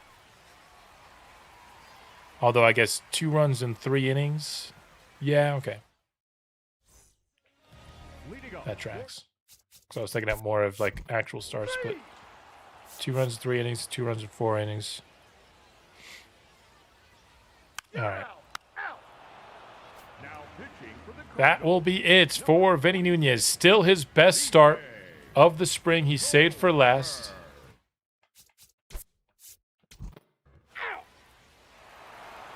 Which you love to see, going out of spring on a high note. For the man that projects to lead our rotation for many years to come. He allowed 4 runs. So, yeah, that was still his worst game. But the other games were not so far off of a 5.0 ERA either. When you're only pitching a few innings, if you allow 2, your ERA is not going to look all that good.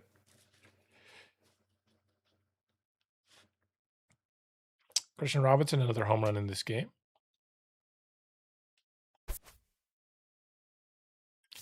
Only 1 game left in spring. We'll sim it here, and there was a high-scoring game. So let's go ahead and look at some spring training statistics. Let's go by OPS. So the best hitters were guys that weren't full-time players. The 3 best hitters are all guys who got low at-bats. Riley Adams ended up with 30 and had 1,000 OPS. So that's looking like a solid Rule 5 draft pick there. And it's going to put pressure on Bernal to be at least a decent batter. Bernal offers much better defense, but Riley Adams has the cannon arm. I love that at catcher. And better offense, particularly in the power department. Jay Allen kind of is able to keep his job based on the nature of Dominic Fletcher not actually being a center fielder. I should have realized that when I drafted him, but I didn't. So he's kind of the second. He's one of only 2 players that can really play center field for us. Melendez, very strong spring from him. 3 home runs, 900 OPS. Trevor Hauver, interesting. Good spring. Wasn't very good last year. Isaac Pacheco. Bernal, though, in his own right, if he's playing this well offensively, then I'm going to take his defense. Tolia, 4 homers for us, 766 OPS. Masyn Winn, 275, just 1 homer for him, though. 2 homers for Christian Robinson. Yanquiel Fernandez, okay. Sajazi, all right. Weatherhold, a little bit of a disappointment here for sure. Miranda did not do very well. We saw that 1 homer that he hit. But other than that, not the best spring from him. Ramos, not a good spring. Velasquez didn't really show me anything here that says he should be on the big league roster. Baez, Walker. We have a lot of corner outfielders, so most of them aren't going to make the team. Tim Elko, our worst hitter in spring. That is very disappointing. He's one of the guys. He's out of all the Rule 5 draft picks, he was the guy I was most excited to see coming into the year. It's only spring. We'll see what he does once we get to the part where the games matter. But let's sort by whip here. Cosgrove just didn't pitch. Okay. Nick Sandlin, pretty good for us in 6 innings. Yario Rodriguez had that 1 poor game, but other than that, I think really good here. Evan McKendry, that's pretty good. He might end up making it over Tink Hence because he played much better in spring. Vinny Nuñez ends up with a 4.3 ERA and a 1.22 WHIP. What was his? He allowed 4 home runs. So what was his HR per 9? 157. So I mean, if he ended up not allowing that run, it might have been good enough for him to start on opening day. What do y'all think? He didn't meet our goals.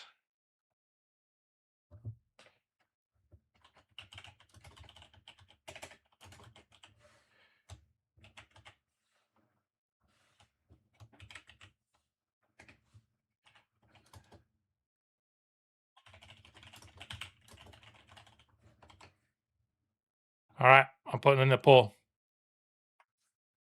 Should Vinny Nuñez skip the minor leagues?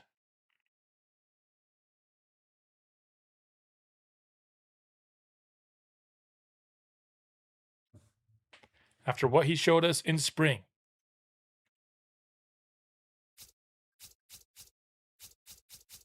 Ended off really well. 1 run allowed in 5 innings pitched. He pretty much was right there on the whip goal, and he beat the home runs per 9 goal. The ERA was just a tad high. But it wasn't honestly even that bad.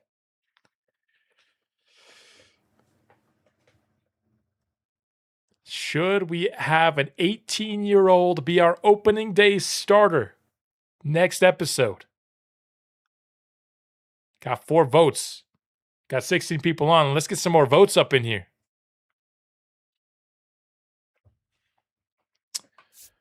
Saintja ended up rebounding a bit from a very tough start.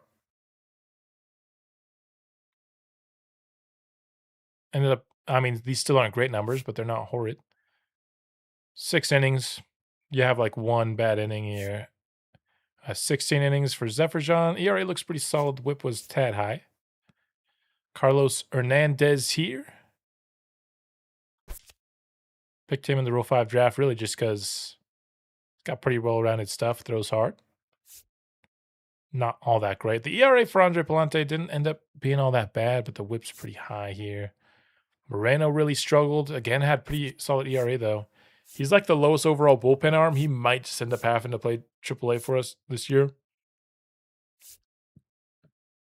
Tink Hence, for some reason, is on fire. I don't know how. He must have had like the worst numbers ever if he's now on fire.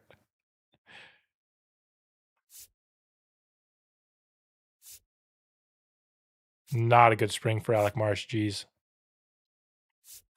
So that would be the other point in favor of having Vinny Nuñez on the opening day roster is that Alec Marsh, who's just did this in spring, wouldn't be our opening day ace. And then Pedro Avila, our closer, had the worst whip on the team. Should he be our closer? I don't know. There could be a case that Yario Rodriguez should be our closer, even though he's not a strikeout guy. He's our highest rated relief pitcher. Pitched pretty solidly last year, coming off a good spring. He was like actually a positive WAR pitcher last year, which we didn't have very many of. So not a ton in the way of votes, but we have 5 votes. 4 say that Vinny Nuñez should skip the minor leagues. Interesting.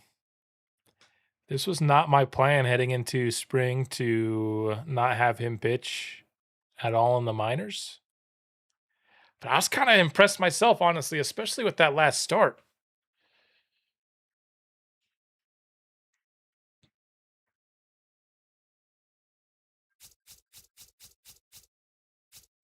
Didn't have a great strikeout rate, just 16 and 23 innings, 7 walks. The 1-2 whip was pretty much right where I set the goal. The home runs per 9 ended up not being a very big problem for him. We saw him give up 2 of those homers. I think he did pretty well. Of the starters, he had the second best spring behind only Evan McKendry.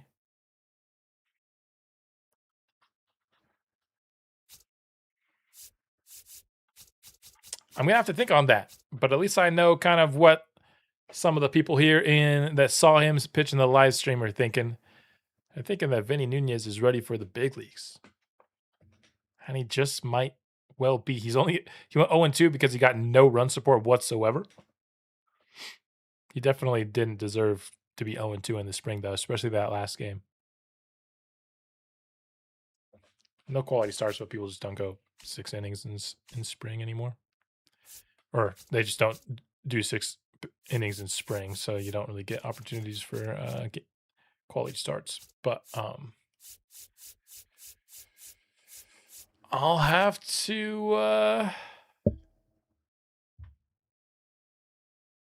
think on that. I'll make the roster cut downs and stuff off stream here. But Vinny Nuñez is giving me something to think about. And I guess everyone is going to find out what the decision ultimately will be next episode. I'm planning on that coming out Sunday. So who will be the opening day ace for the St. Louis Cardinals to kick off season 3? Will it be Vinny Nuñez skipping the minor leagues altogether? Will it be Alec Marsh, who had the worst spring of all the starters?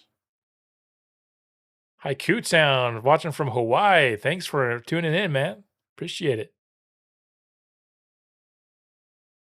Best decision for the team is starting. The best decision for Vinny is probably to have him start at AA. Could be. Could be. If you let him start in the majors, maybe put him as your 4 or 5 starter. I mean, I feel like I want him to start opening day. If he's going to be on the major league roster, I might drop him down after that, but I think I at least want him to start opening day. Because, I mean, what kind of thumbnail is that? Like, opening day, 18-year-old AC. I mean, I figured out a way to word it better than that, but. All right. Well, find out on Sunday whether or not Vinny Nuñez, we got another vote. We got another vote for him skipping the minors altogether. That's very interesting. Thanks for tuning in. Thanks for everyone who participated in chat. Thank you to Kay Pratt for becoming a member here at the very top of the stream. I appreciate you a ton. And hopefully we will have a very fun, exciting year 3. Hopefully, everyone cross your fingers for a good draft class. Give me a good outfielder with power this year. If not, we might have to trade for one because we still haven't done that first trade here in the series. But thanks again for tuning in. We will be kicking off season 3 very, very soon, and I'll see you then. Go Redbirds.